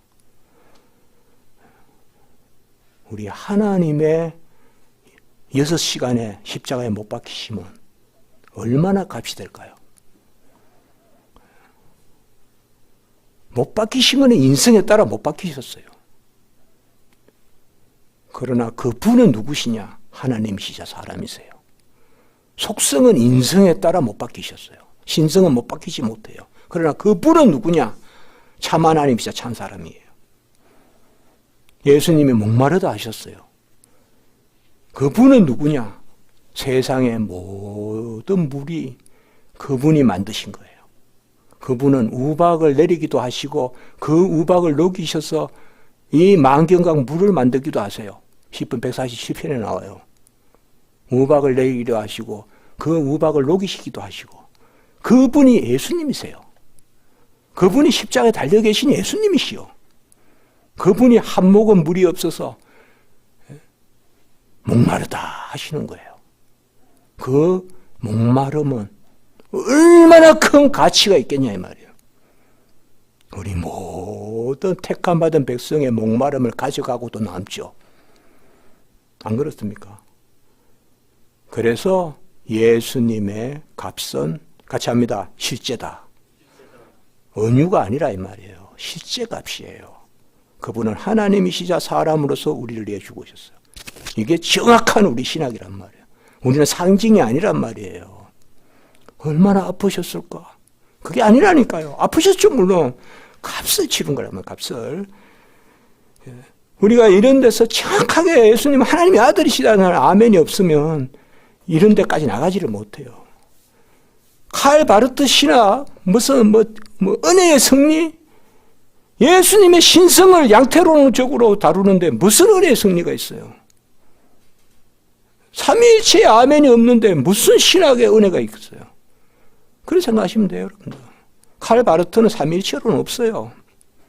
사마는 없다니까요. 제가 저 학생들한테 박사 가지고 2번이나 가르쳤어요. 저 바르트 앵간히 다 읽었어요. 자, 11절에 우리가 보고 있습니다. 예. 사실상 성경 말씀 제대로 가르치면요, 우리가 정말 은혜가 넘쳐요. 정말 은혜가 넘치다고. 예. 정말 은혜가 넘치다고. 아무리 기뻐하라 해도 항상 기뻐하겠어요. 그러나 진리를 아멘하면 항상 기뻐하게 돼 있어요. 딴 방법 없어요. 적극적 사고방식으로 카네기 하듯이, 프로이트 심리학 하듯이 기뻐해요. 자기 암시, 그게 되겠습니까? 예수님이 누구시고, 그가 날 위해 값을 치르셨고, 그 감사, 그 기쁨, 그게 나한테 아멘 되면요, 본질적 기쁨이에요. 항상 기뻐하라. 쉬지 않고 기도하라. 범사. 항상 쉬지 않고 범사는 존재적인 개념이에요. 소유적인 개념이 아니라. 소유로는 항상 기뻐하지 못해요. 존재는 내가 거듭난 것 항상 기뻐하고 쉬지 않고 기도하고 범사에 감사하고 이 깊은 은혜를 안전하고 계속 이렇게 기만 즐겁게 하는 그걸 우리가 칩그레 있어 값싼 은혜라고 하는 거예요. 그런 값싼 은혜로 전하면 안 된다 이 말이에요. 그런 것을 우리가 아멘하기 위해서 3.17 배우는 거예요. 그런 겁니다. 예. 자, 신약의 이 말씀들, 예. 이건 굳이 다 읽지 않아도 신약의 예수님이 하나님이라는 것이 얼마나 많겠습니까? 그래서 여기는 저는 1, 2, 3, 4, 5, 6, 7 쭉 적어놨는데 여러분들이 읽어보시면 됩니다. 이 부분은 큰 문제가 없어요. 예. 그래서 340페이지 예컨대 둘째 줄에 보면 하나님이 육신으로 나타나신 바 되시고, 이거는 성자가 하나님이심을 딱 아멘하는 거 아닙니까? 예. 그리고 태초로부터 계신 독생하신 하나님이 나타나셨느니라. 데오스 모노게네스 호온 에스토크로폰, 아버지 품속에 계신 독생하신 하나님이 에파네로 때 나타나셨느니라. 요한복음 나오잖아요. 그렇게 다 영원하신 하나님의 아들이죠. 영원하신 하나님의 아들. 그는 근본 하나님의 본체시나 하나님과 동등됨을 취할 것으로. 옛날의 본체가 아니에요. 한 번 하나님이시면 하나님은 변할 수 없는 분이에요. 어느 때만 하나님이고 어느 때는 하나님 아니고, 그런 거 우리가 케노시스 교리라고 하는데요. 그건 다 이단이에요, 여러분들. 하나님은 항상 하나님이시란 말이에요. 항상 하나님이시란.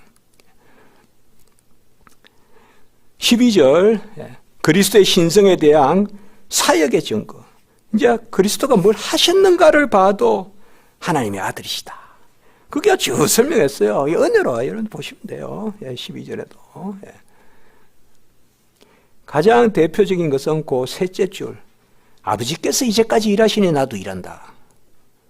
이건 여러분 요한복음은 가장 심오한, 본래 우리가 교리적 복음서라 그러잖아요. 그러면서도 가장 사람과 친화적인 게 있어요. 사람을 테마로 삼았잖아요. 3장은 사람 누가 나와요? 니고데모. 4장은 사람 누가 나옵니까?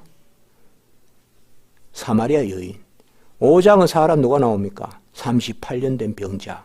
38년 된 병자 고치고 난 다음에 아버지께서 일하시니 나도 지금 일한다 이렇게 말씀하신 거예요. 이 말 듣고 죽이려고 들은 거예요. 마태, 마가, 누가복음에는 중풍병자 고치고 제사함을 받았다. 그때부터 죽이려고 들어요. 이제 돌 던지고 예컨대. 그러나 요한복음에서는 이때부터 아버지께서 이제까지 일하시니 나도 일한다. 이거는 바로 삼위일체를 뜻하거든요. 이걸 뭐라고 하는가 하면 영원하신 동사라 그래요. 같이 합니다. 영원하신 동사. 영원히 함께 일하신다 이 말이에요. 함께 얼어 죽었다는 게 아니라 함께 일하신다. 영원하신 동사다. 이러니까 참남하도다. 죽이려고 든다 이 말이에요.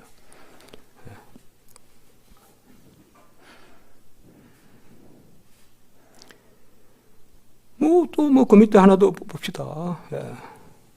거기도 보시면 요한복음 한 6줄 밑에 하나님을 자기의 친아버지라 하여 자기를 하나님과 동등하게 삼으심이라.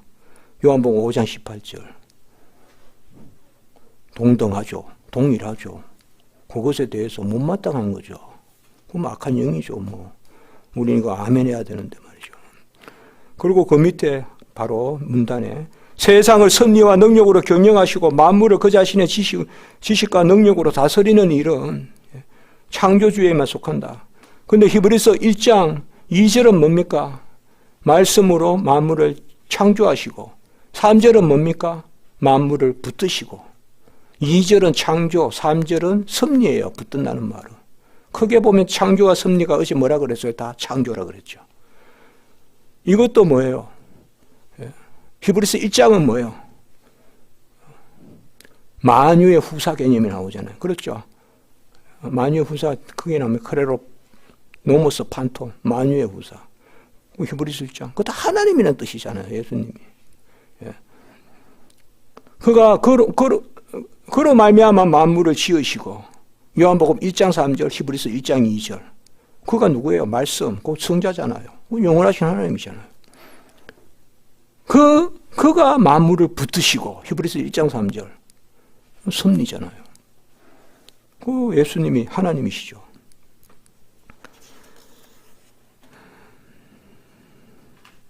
그리고 제사하는 능력. 엑수세 아피나의 하마르티아스.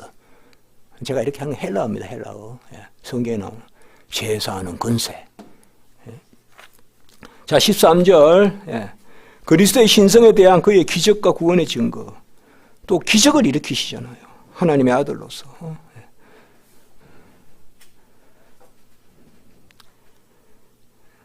이런 것을 굳이 다 안 해도 둘째 문단 그 밑에 하나님 없이는 어떤 구원도 의도 생명이 없는 바 그리스도 안에 모든 것이 들어있을진데 그가 하나님이라는 사실에 계시된다. 여러분, 하나님 아니면요, 다 이룬 것을 우리 거 삼아줄 수 없습니다. 예수님은 이 땅에 오셔서요, 참 사람으로서는 우리를 위하여 죽으시고 참 하나님으로서는 그 의를 우리 거 삼아 주셨어요. 우리가 알잖아요. 저 세월호 때 딸을 위해서 엄마가 죽어줄 수가 없잖아요. 배가 가라앉아도. 우리는 할 수 없어요. 저는 세월호 때 우리는 대리적으로 할 수가 없다, 아무것도. 하나님만 자기의 의를 우리 거 삼아 주실 수 있어요. 그렇게 보면 예수님의 대속 사건은 필히 신인 양성이어야 돼요. 사람이 아니시면 죽으실 수 없고 하나님이 아니시면 내 거 삼아 줄 수 없어요. 그러니까 우리를 위한 중보자는 참 하나님이시자 참 사람이어야 돼요. 아멘. 그거야 돼요. 참 하나님이자 참 사람이셔야 돼요. 이걸 우리가 양성적 중보의 필연성 이렇게 이야기도 해요. 신인 양성의 중보의 필연성. 사람으로서는 하나님으로서는 죽을 수 없고 하나님으로서는 죽음을 죽을 수 없고, 이거는 이번에는 안 해요. 이거 들으려면 다음에 저 한 번 더 부르세요. 이거는 이건에 나와요. 홀로 하나님으로서는 죽음을 느낄 수 없고 홀로 사람으로서는 죽음을 이길 수 없으므로 사람으로서 자기 자신을 들이시고 하나님으로서는 그 죽음과 실험하며 이기고자 하셨느니라. 그래서 참 하나님이시자 참 사람이셔야 돼요. 대속은 우리는 못합니다. 할 것 같죠?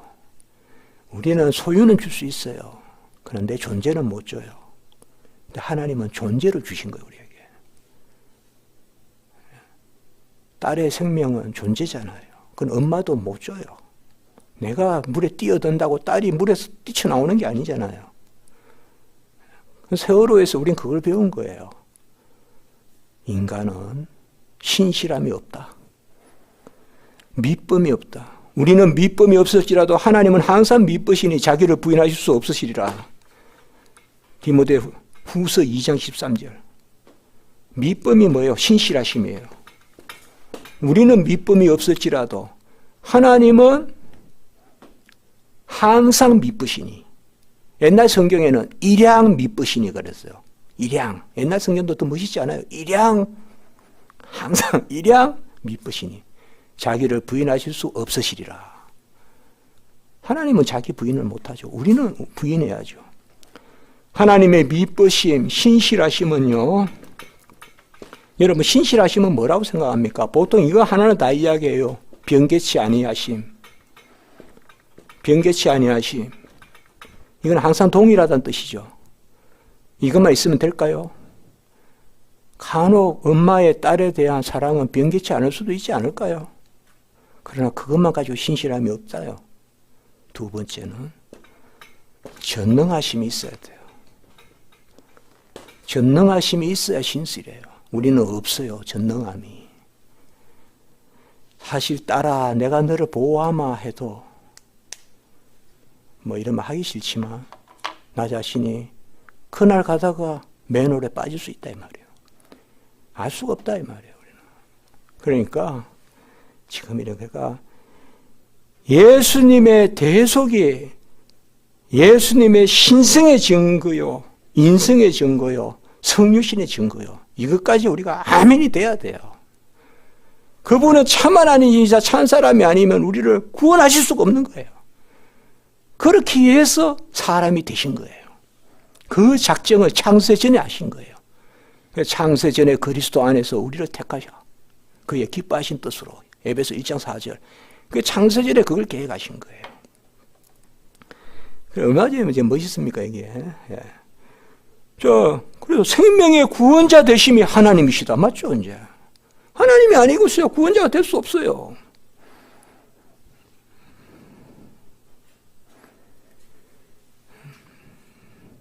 제가 이런 이해를 한 것은 정말 저도 고조지 신학 교수지만 기독로 책 쓰고 이러면서 다 많이 이렇게 아멘이 되더라고요. 마음이 기쁘고요. 아주 책 쓰면서요. 그러니까 여러분들 잘, 이 기독교 강요가 참 그런 책이에요. 참 깊은 책이에요. 자, 그리고 343회는 보면 둘째 문단. 믿음에 의지하는 기도 역시 그에게 들어진다. 아까 얘기했죠. 기도는 고유한 무엇이 있다면 그것은 하나님의 의미에 속하는데 아들도 기도 받으시는 분이다 이 말이에요. 아들의 이름으로 기도하고 아들도 기도 받는다 이 말이에요. 어찌 그런 일이 있습니까? 삼위일체 하나님이시니까. 그러니까 여러분들 시험 칠 일 없지만 시험 칠 때 왜 이러면 하나님께 영광 이러면 무조건 100점이에요. 우리 개혁신학은요. 왜 이러면 하나님께 영광하면 돼요. 그 다음에 신론 이런 거는 무조건 삼위일체 하나님이시니까 이러면 애초 다 맞아요. 네. 그런데 쭉 빠져서 너무 공부를 잘하다 보면 삼위일체를 까먹어요. 그래 이상한 답안지를 써요. 자, 기도 받으시는 것, 그것도 하나님이시죠. 그 다음에 밑에 문단, 마지막 문단. 하나님은 자신을 아는 지식으로만 그 자신의 영광을 올리라고 한다. 거기에는 또 뭐라고 쓰면 될까요? 성령을 받으시는 분, 영광을 받으시는 분. 여러분, 영광은 성부만 받으시는 게 아니에요. 성부, 성자, 성령께 올려드리는 거예요. 기도는 성부만 받으시는 게 아니에요. 성부, 성자, 성령께 올려드리는 거예요. 성경의 진리는 그렇게 간단하게 배운 대로 믿고 확신한 대로만 이야기해야지 세상의 논리로 자꾸 이야기하다면 막 그렇게 가르치고 아이들에게 그러면 안 돼요. 너희들이 있지 성자의 이름으로 기도하니까 성부가 받으셔 이런 식으로 하면 안 돼요. 여러분들 조심해야 돼요. 가르칠 때 항상 있는 것만 이야기해야 돼요. 자, 그리고 344페이지에 넷째 줄 은총의 조성자가 되신다. 이런 게 다 하나님이시라고요. 제가 말씀드렸죠. 소유, 떡은 누가 줄 수도 있어요. 빵도 누가 줄 수도 있고. 그러나 구원의 은혜는 그 자신을 주신 거잖아요. 그 자신을 향기로운 제물과 희생제물로 드리셨느니라. 에베소 5장 2절. 헤아우톤, 세아우톤 그 자신. 존재의 문제예요. 구원은. 우리는 존재의 신앙을 가져야 돼요. 소유의 신앙이 아니라. 오병이어가 아니라 이 말이에요. 그건 주시는 거지. 존재는 줄 수 없잖아요. 이런 거 보면 은총의 조성은 구원의 은총이고 구원의 은총은 하나님이 아니면 주실 수 없어요. 그러니까 예수님은 누구세요? 하나님이세요. 예수님의 신격, 그거 지금 이야기하는 거란 말이에요. 여기서. 그렇게 따따따따 설명이 돼야 된단 말이에요. 정확하게. 자, 이제 끝났어요. 예수님의 신격. 그 다음에 14절, 15절은 뭐였습니까? 아까? 성령의 신격. 성령도 하나님이시다 이거죠. 당연한 이야기죠. 그래서 둘째 줄 창조 역사. 거기 왼쪽에 창조라고 적어보세요. 이건 자주 인용되죠. 하나님의 영은 깊음 위에 있고. 옛날에 성경에는 하나님의 신은 이렇게 됐죠 아마. 근데 이제 하나님의 영은 이렇게 했죠. 그다음 성령이란 말이에요. 그래서 네 줄 밑에 갈비는 혼돈스러운 덩어리도 성령의 돌보심을 받고 있었다. 이렇게 표현한단 말이에요. 갈비는 여기서. 이미 성령이 계시다 이거죠. 그리고 밑에 문단의 마지막 줄. 성경이 성령에게 돌리는 것과 우리가 경건에 대한 확실한 경험을 통하여 아까 제가 말씀을 드렸죠. 경건에 대한 확실한 경험. 그 밑에 각주 323의 동그라미 쳐보십시오. 이거 상당히 중요해요. 이거 아까도 제가 한번 썼었잖아요. 케르타, 엑스페리엔치아, 피에타티스. 경건에 대한 확실한 경험을 우리 각자에게 주십니다. 그게 디모데서에 보면 믿음의 비밀 그런 개념이 있잖아요. 경건의 비밀. 예.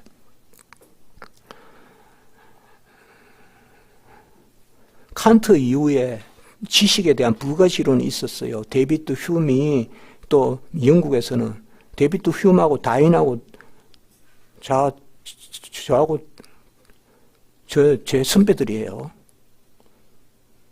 여러분 제 선배예요, 그분들. 그 에딘버러 나왔어요. 저도 에딘버러 나왔고. 다인이 제 선배니까 그 다인. 그런데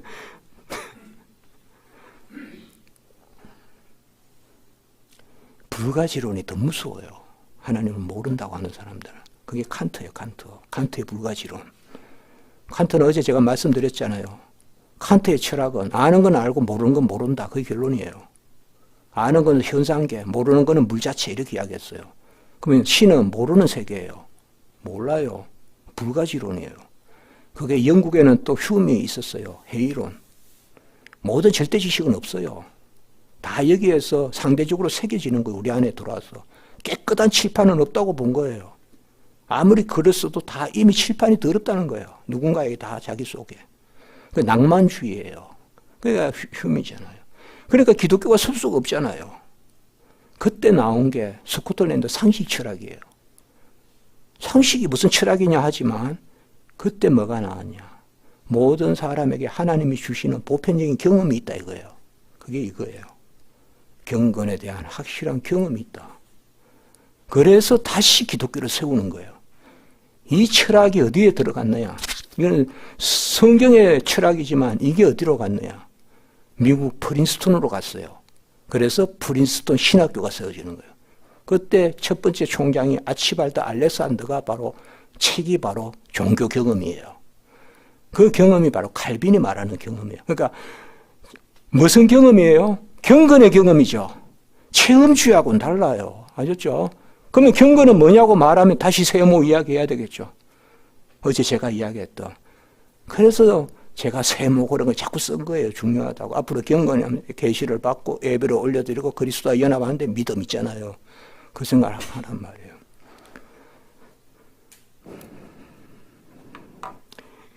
그 교리가 재밌어요.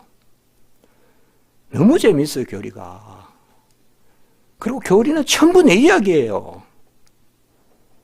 하나도 남 이야기 없어요. 칭의도 내 이야기, 성화도 내 이야기, 재림도 내 이야기, 부활도 내 이야기, 새하늘과 새 땅도 내 이야기. 성경은 전부 내 이야기예요. 그게 재미있어요. 전부 내 이야기니까 뭐예요? 내가 받아서 뭐 해야 돼요? 고백해야 돼요. 그게 고백신학이에요. 우리 개혁신학은 고백신학이에요. 이거 성령이에요. 예. 성령의 역사는 일단 창조, 왼쪽에 아까 섭리라고 하나 적었습니까? 그 344번에 금방 읽었는데 확실한 경험을 통한 그 왼쪽에 섭리라고 하나 적어보세요. 예. 그에 대해 배우는 모든 것들은 피조물에 속한 것과 거리가 있다. 그 한 줄 밑에 345에 보존하시고 자라게 하시며 생육하게 하신다. 이게 섭리거든요. 그래서 창조는 지으신 거고 섭리는 붙드신 거고 아까 히브리서 1장 3절에 그 성령의 역사란 말이에요. 보존하시고 자라게 하시고 생육하게 하신다. 그리고 345페이지 둘째 문단의 넷째 줄 중생의 조성자 미래의 불멸성의 조성자도 되신다. 이거는 왼쪽에 구원이라고 적으면 되겠죠. 그러면 성령의 역사는 창조에도 미치고 섭리에도 미치고 구원에도 미친다 이 말이에요. 성령의 역사는. 성령은 구원만 있는 게 아닙니다. 성령은 자연에 지금 해 뜨는 거, 지금 별 뜨는 거, 저거 다 성령의 역사입니다. 만물의 운행, 보존, 통치. 마지막으로 성령의 역사, 아들에게와 같이 신성의 고유한 직분이 부여된다. 거기 왼쪽에 하나 적을까요? 말씀의 영, 아들의 영, 그리스도의 영. 이렇게 한번 적어볼까요?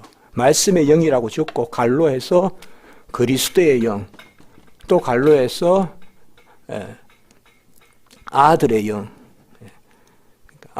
그렇죠. 말씀의 영, 아들의 영, 그리스도의 영. 바로 성령은 성자의 영으로 역사한다. 그리스도의 영으로. 오늘 아침에 그리스도의 영이란 말 중요하다 했죠. 로마서 8장 9절. 아들과 같이 특별한 신성의 고유한 직분이 부여된다. 그래서 한 줄 밑에 하나님의 깊은 것까지 통달한다. 성령은. 또 한 줄 밑에 지혜와 말하는 능력을 부여하시는 일을 성령이 하신다. 또 한 줄 밑에 생명을 살리는 성령의 능력.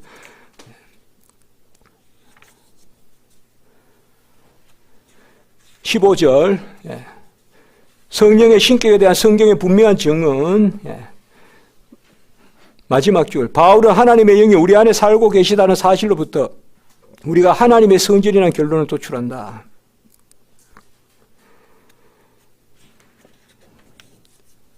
마지막 줄만 줄치면 될 것 같습니다. 347페이지에 세상이 아들의 작품인 것과 다를 바 없이 성령의 작품이었다는 사실을 증명하기 위하여, 특별히 이 구절이에요. 예, 바로 나오네요. 시편 33편 6절. 33은 6입니까? 군대. 이건 더 해야 돼요.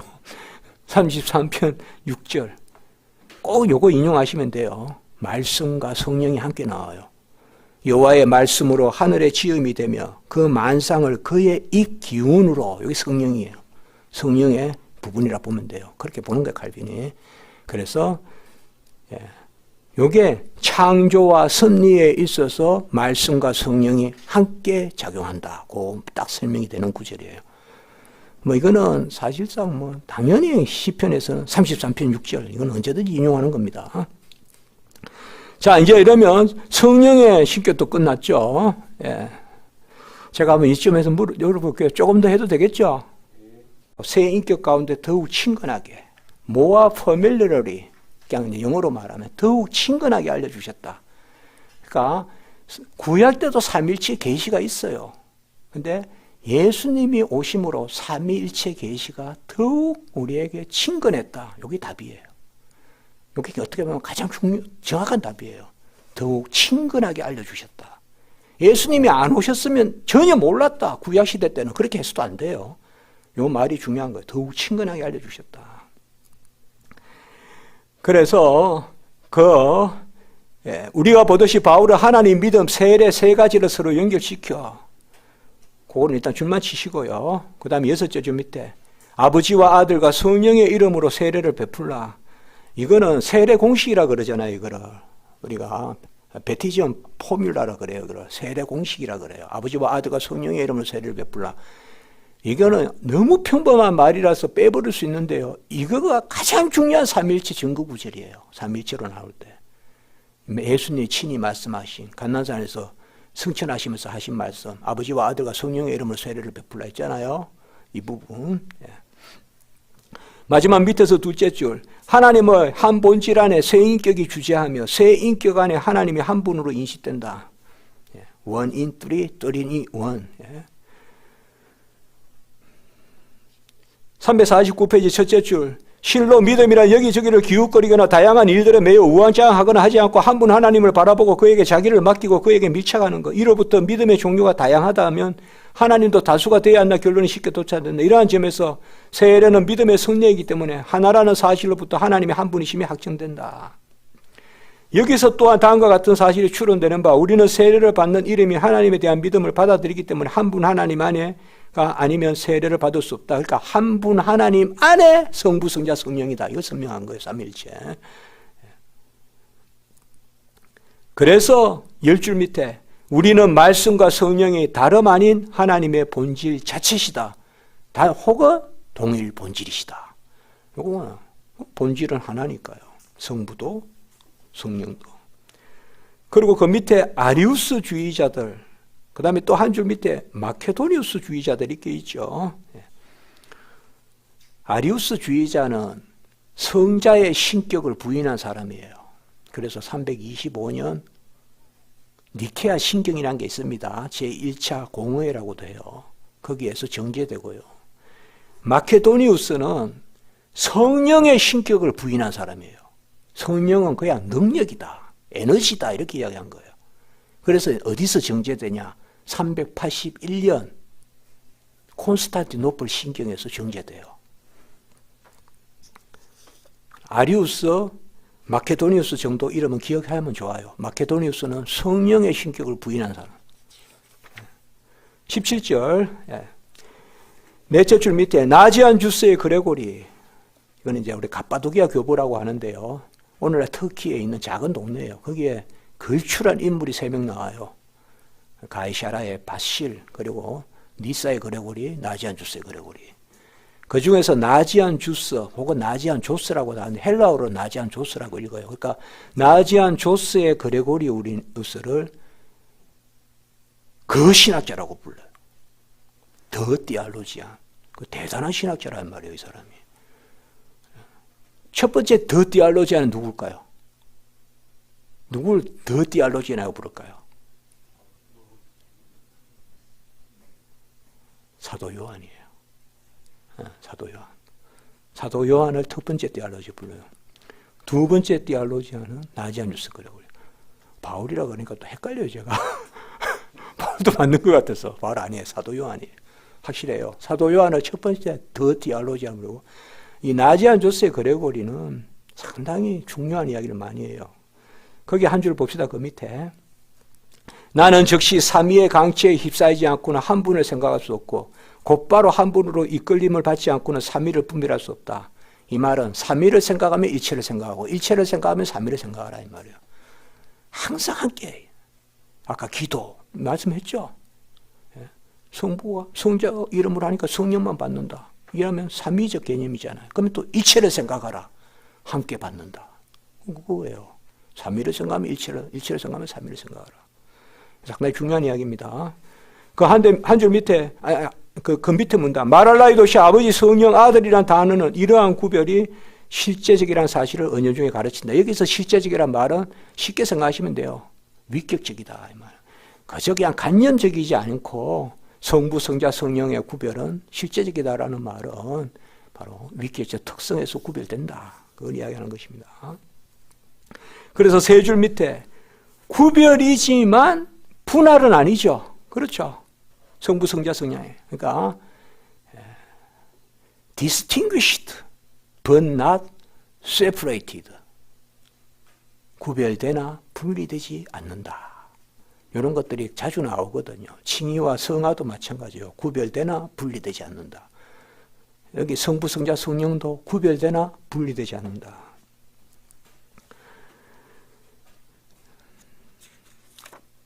그 밑에는 좀 그래도 읽어야 됩니다. 아무리 바빠도. 우리가 이미 인용했던 본문은 아들에게 아버지와 구별되는 뭐가 있다? 위격적 특성이 있다.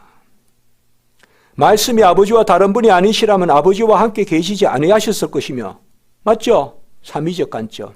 아버지와 함께 계시고, 이거는 말씀과 아들이 위격에 있어서 위격적 특성에서 구별된다는 거잖아요. 우리가 알고 있는 거를 칼빈이 쓰는 거예요, 지금. 우리가 이해하고 있는 거를. 아버지와 구별되는 분이 아니시라면 자기 영광을 아버지와 함께 가지고 계셨다고 말하지 않을 것이다. 자, 성경 구절 하나씩 적어봅시다. 그 밑에. 아까 말씀이 아버지와 다른 분이 아니라면 아버지와 함께 계시지 아니하셨을 것이며, 요한복음 몇 장 몇 절이죠? 1장 1절. 그리고 그 밑에 계속 나오죠. 그대로. 자기 영광을 아버지와 함께 가지고 계셨다. 아까 나왔죠? 요한복음 17장 5절. 그 정도만 하고 여러분들이 좀 보시면 되겠습니다. 그리고 351페이지 셋째 줄. 이 구별은 육신이 취해진 때부터 시작된 것이 아니라 이전에 독생하신 하나님이 아버지의 품속에 계시는 점이 분명하다. 이 말은 이걸 이제 어거스틴은 두 나심이라 그랬어요. 뭐냐? 성자의 영원히 성부로부터의 나심. 이건 삼위일체잖아요. 그리고 그 다음에 예수님이 동정녀 마리아에게 나심. 이걸 두 나심이라 그래요. 신성에 따라서는 영원히 나시고 인성에 따라서는 역사적으로 마리아에게서 나시고, 영원히 아버지 품속에 계신 독생하신 하나님, 홀로 나신 하나님, 그거는 뭐예요? 성자를 뜻하죠. 영원히 계신 하나님. 그분이 뭐예요? 이제 마리아에게서 나셨다. 이거는 이제 육신으로 나신 것, 성인성에 따라 나시고, 이런 것은 기독론 이것 때 많이 다룹니다. 그때 우리가 공부하고 나면 상식이 됩니다. 이거는. 자, 그럼 밑에 문장, 그리스도는 성령이 아버지로부터 나오신다 말하면서 성령과 아버지의 구별을 은근하게 드러내시고 또 다른 보혜사를 보내시기라는 선포와 함께 일련의 말씀을 통해 성령을 다른 분이라고 부르면서 성령과 자기 자신을 구별한다. 그래서 일단 오늘 줄만 치세요. 제가 필요 없게 이런 거는 여기서 말씀하지 않겠습니다. 자, 18절 성부, 성자, 성령의 구별. 바로 다음 페이지 넘어가서요. 자, 이제 여기에 하나 중요한 게 나옵니다. 일하심의 시작 첫째 줄에 그리고 만물의 기초와 원천은 하나님께. 여기는 일하심의 시작, 만물의 기초와 원천인데 일하심의 시작만 좀 잘 기억합시다. 일하심의 시작은 아버지께, 지혜와 계획 그리고 행하심에 있어서 경륜은 아들께. 이때는 지혜만 좀 많이 생각합시다. 그리고 행위의 능력과 작용은 성령께. 이때 능력과 작용을 이때 둘 다 기억해야 됩니다.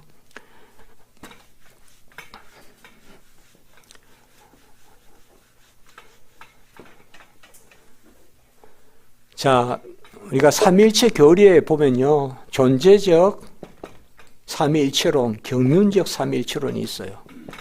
존재적은 내재적이라고도 해요. 경륜적은 이때 사역이란 뜻이에요. 존재적 삼위일체의 위격적 특성은, 존재적 위격적 특성은 성부는 나시지도 나오시지도 아니하셨다. 성자는 성부에게서 나셨다.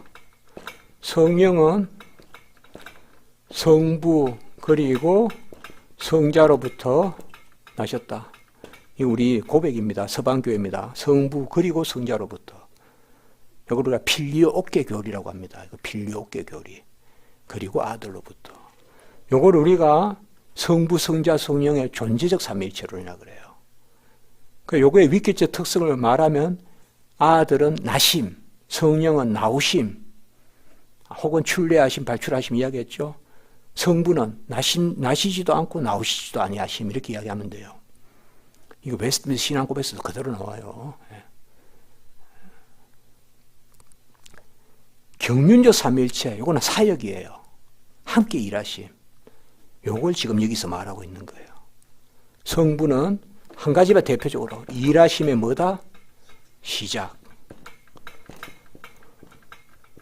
성자는 지혜요, 계획이요, 경륜이라 했잖아요, 칼빈이. 지혜만 기억합시다. 성령은 뭐라 그랬어요? 능력과 작용까지 이야기합시다. 능력과 작용. 능력과 작용을 둘 다 보통 성령의 능력만 이야기하는데 작용까지 하세요. 왜요? 힘만 주시는 것이 아니라 일하시는 분이에요, 우리 안에서. 작용까지 하신다 이 말이에요. 내가 너에게 능력 주었으니 네가 하라 이게 아니에요.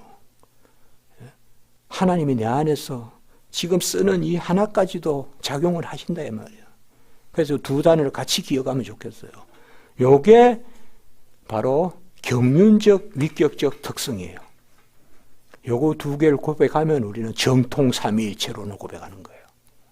요거 두 개를. 그러니까 존재적 삼위일체 혹은 내재적 삼위일체. 존재적 삼위일체란 말이 더 좋기도 한데 뭐 관계없습니다. 존재적 삼위일체, 경륜적 삼위일체. 지금 칼빈 이야기했죠. 프린키피움 아겐디라 그래요. 이거는. 영어로 말하면 라틴어로 프린키피움 아겐디. beginning of working. 일의 시작이 아니에요. 일하심의 시작이에요. working, 동명사예요. 그대로 제가 라틴어 번역한 거예요. 일하심의 시작. 성자는 소피아, 사피엔티아 라틴어로 지혜. 성령은 비르투스, 에피카키아. 에트는 그리고란 뜻이에요, 라틴어로. 비르투스란 말은 덕이 아니고, 한번 이야기했나요? 능력이에요, 이거. 이러니까 우리가 영어 번역할 때 이걸 벌처라고 생각해서 그냥 덕으로 번역해 버린다고요. 많은 한국책이. 성령은 덕이다. 이상하죠? 성령은 우리가 뭐라 그래요? 능력이라고 그러죠. 본래 이 라틴어 비르투스는 영어로는 벌추인데 1차적인 의미는 능력이에요. 그게 고대에는 능력이 덕이잖아요. 힘센 자가 덕이잖아요, 옛날에는. 그래야 가족을 지키고 할 거 아니에요. 그래서 능력이란 말은 파생적 의미예요. 그러니까 이때는 덕이라는 말은 파생적 의미예요. 그래서 능력과 작용이에요. 앞으로 이것만 해도 은혜가 되지 않습니까? 성령은 물이다. 양분이다. 네가 갖다 쓰라 안 그래요. 물간으로 체간으로 양분과 수분을 날라다 주시는 분이에요. 끝까지. 그래서 꽃을 맺고 열매를 맺게 하시는 분이에요. 그게 작용이에요. 능력만 주시는 게 아니라고요. 내가 능력 주었으니 네가 뛰어라 안 그래요. 함께 뛰으신다고. 그게 작용이라고요. 그래서 앞으로 성령을 이야기할 때 능력만 이야기하지 말고 능력과 작용. 능력은 하나님이 주시고 작용은 내가 한다. 그런 말 하지 말고 100% 하나님이 하시고 100% 내가 한다. 그래서 100% 하나님의 은혜다. 이거는 또 상근에서 이야기할게요. 이게 좋게 들리면 또 상근 또 만나면 되는 거예요. 아까 이건 질문했어요. 뭐 또 상근 이야기하고 뭐 주님 오실 때까지 하는 거죠. 예. 아, 지금 다 돼가요, 시간. 빨리. 큰일 났네요, 이거. 자, 이거 중요합니다. 자, 이렇게 한번 이야기해 볼까요, 재밌게? 존재적, 위격적 특성. 이 정도면 우리가 신학자예요. 그 다음에 경륜적, 위격적 특성. 예. 존재적, 위격적 특성은 요거. 경륜적, 위격적 특성은 요거. 요것만 고백하면, 요런 것을 우리가 받아들이면 정통 삼위일체론에 서 있는 거예요, 우리가. 자, 지금 그 위에 보세요. 이 칼빈이 멋있게 썼죠. 그 위에 일하심의 시작 그리고 만물의 기초고 넷째 주 거기는 왼쪽에 뭐라고 찍으면 돼요? 경륜적 위격적 특성이라고 기차 하나 좀 쓰시고 그리고 각주 340도 동그라미 한번 쳐주시고 그리고 자 이런 것들이 다 뭐예요? 순서에 따라서죠. 가르치는 순서. 그거 뭐예요? 그 밑에 문화 둘째 주 순서를 지키는 것이에요. 그냥 순서. 절대 성부가 먼저다 이런 식으로 이야기하면 안 돼요, 여러분들. 그냥 동시에 성부, 성자, 성령 못 가르치니까 성부부터 가르친다 그 정도만 생각하시면 돼요, 여러분들.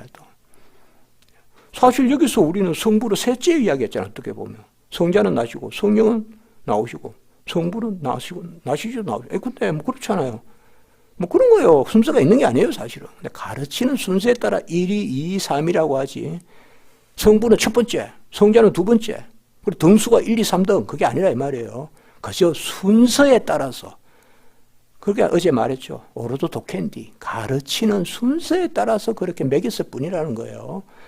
그리고 그 밑에 보세요. 밑에서 셋째 줄 이건 잘 유치해야 됩니다. 아들은 오직 아버지로부터만 존재하시고 성령은 아버지로부터 그리고 아들로부터 동시에 존재하신다. 그리고 아들로부터 이걸 우리가 필리오케라 그래요, 라틴어로. 이것 때문에 서방교회와 동방교회가 분리됐어요. 동방교회는 성령의 출래는 성부로부터만 출래한다고 이야기해요. 그리고 아들로부터라는 말이 라틴어로 필리오케예요. 그래서 그걸 필리오케 교리라 그래요. 필리오케 교리. 칼빈은 정확하게 필리오케 교리에 써 있죠. 웨스트민스터 신앙고백서도 그대로 써 있어요. 그게 342 각주 동그라미 있어요. 제가 설명한 거예요. 필리오케 교리. 어쨌든 이 기독교 강요 각주 이렇게 붙인 거 잘 활용하시면 돼요. 자, 그러면 금방 읽었던 요거는 왼쪽에 뭐라고 써야 될까요? 존재적, 위격적 특성이라 쓰면 되겠죠. 아까 위에는 뭐라고 썼습니까? 경륜적, 위격적 특성. 이건 존재적, 위격적 특성. 그래서 전혀 어렵지 않지 않습니까? 삼일체. 우리가 뭐 지금 삼일체 했지만. 자, 성부, 성자, 성령의 관계. 예. 자, 로마서 8장 이야기 하는데요. 353회. 예. 이것도 그냥 못 넘어가겠습니다. 여러분은 성령에 관한 가장 중요한 장이라면 어디를 생각하십니까? 성령은, 오순절 성령 강림은 사건이고요. 성령 자체가 뭔가를 가장 잘 알려주는 것은 요한복음 14장에서 16장이에요.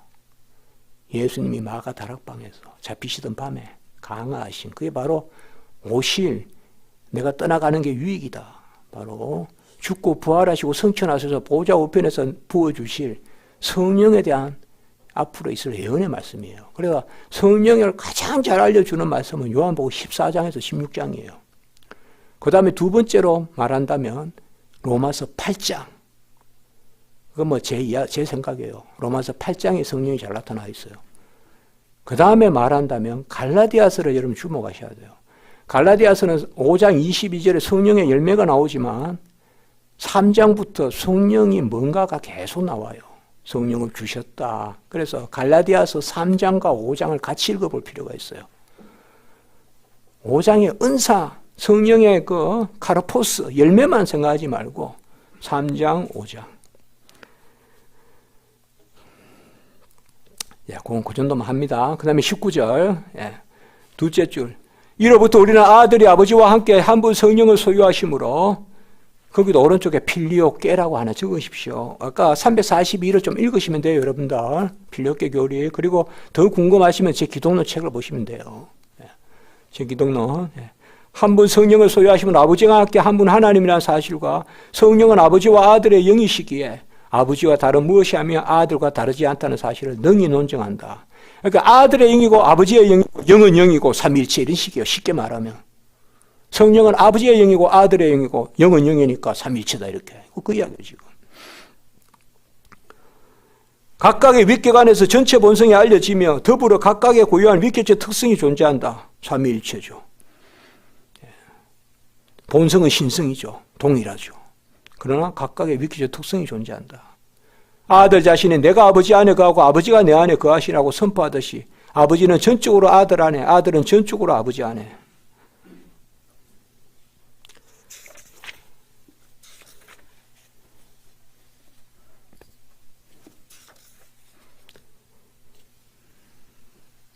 이 어거스틴의 말은 중요한 말입니다. 354에. 어거스틴은 여러분들 대단한 신학자입니다.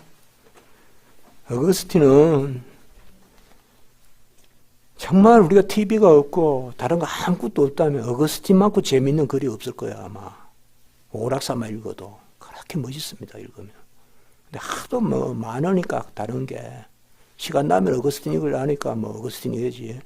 진짜 글이 진짜 멋있습니다. 우리가 아무것도 할 일 없고 그냥 고대 뭐 별로 할 것도 없고 이러면 뭐 은영 경기장에 경기도 없고 뭐 오늘 뭐 하냐 이러면 어거스틴 읽자 그러면 엄청 재미있는 글이에요. 어거스틴이 정말 읽어보시면. 그 얘기 한번 봅시다. 어거스틴의 354페이지에 둘째 문단 둘째 줄. 그리스도는 자기와 관련해서는 하나님, 아버지와 관련해서는 아들이라고 불리신다. 벌써 감이 옵니까? 그리스도 자신은 하나님이고 아버지와 관련해서는 관계로 말했을 때는 누구라고 불린다? 아들이라고 불린다. 맞죠 아까? 또 성부는 자기와 관련해서는 하나님이라고 불리고 아들과 관련해서는 뭐라고 불린다? 아버지라고 불린다. 그가 아들과 관련해서 아버지라고 불리시는 한 그는 아들이 아니시다. 맞죠? 아버지와 아들의 관계에 있어서는 아버지만 되시지 아들은 되실 수 없잖아요. 아까 했죠. 위격적 특성은 교통할 수 없다. 그가 아버지와 관련해서 아들이라고 불리시는 한 그는 아버지가 아니다. 똑같은 이야기죠. 동시에 그가 자기와 관련해서 아버지라고 불리시고 자기와 관련해서 아들이라고 불리시는 한 그는 동일하신 하나님이시다.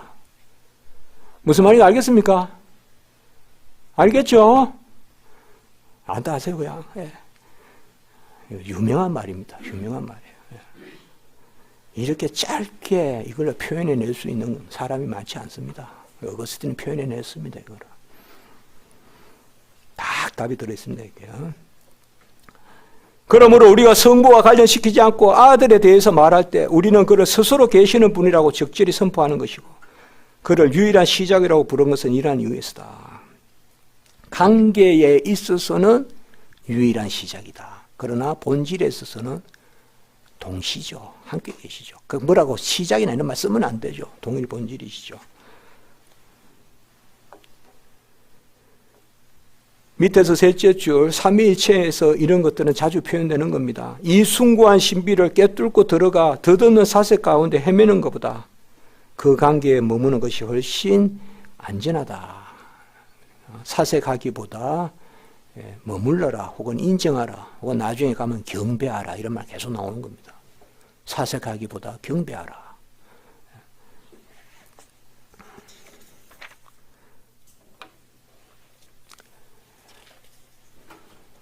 여러분 내일 보겠습니다. 5분 남았지만 20절은 조금 시간이 걸립니다. 그래서 내일 남은 거 삼일체 뒷부분 금방 봅니다. 그리고 이제 창조와 섭리, 나머지 시간 동안 보면 혹시 조금 다 할 겁니다. 섭리는 금방 다 할 수 있으니까. 그래서 오늘은 여기까지만 하도록 하겠습니다. 감사합니다. 네.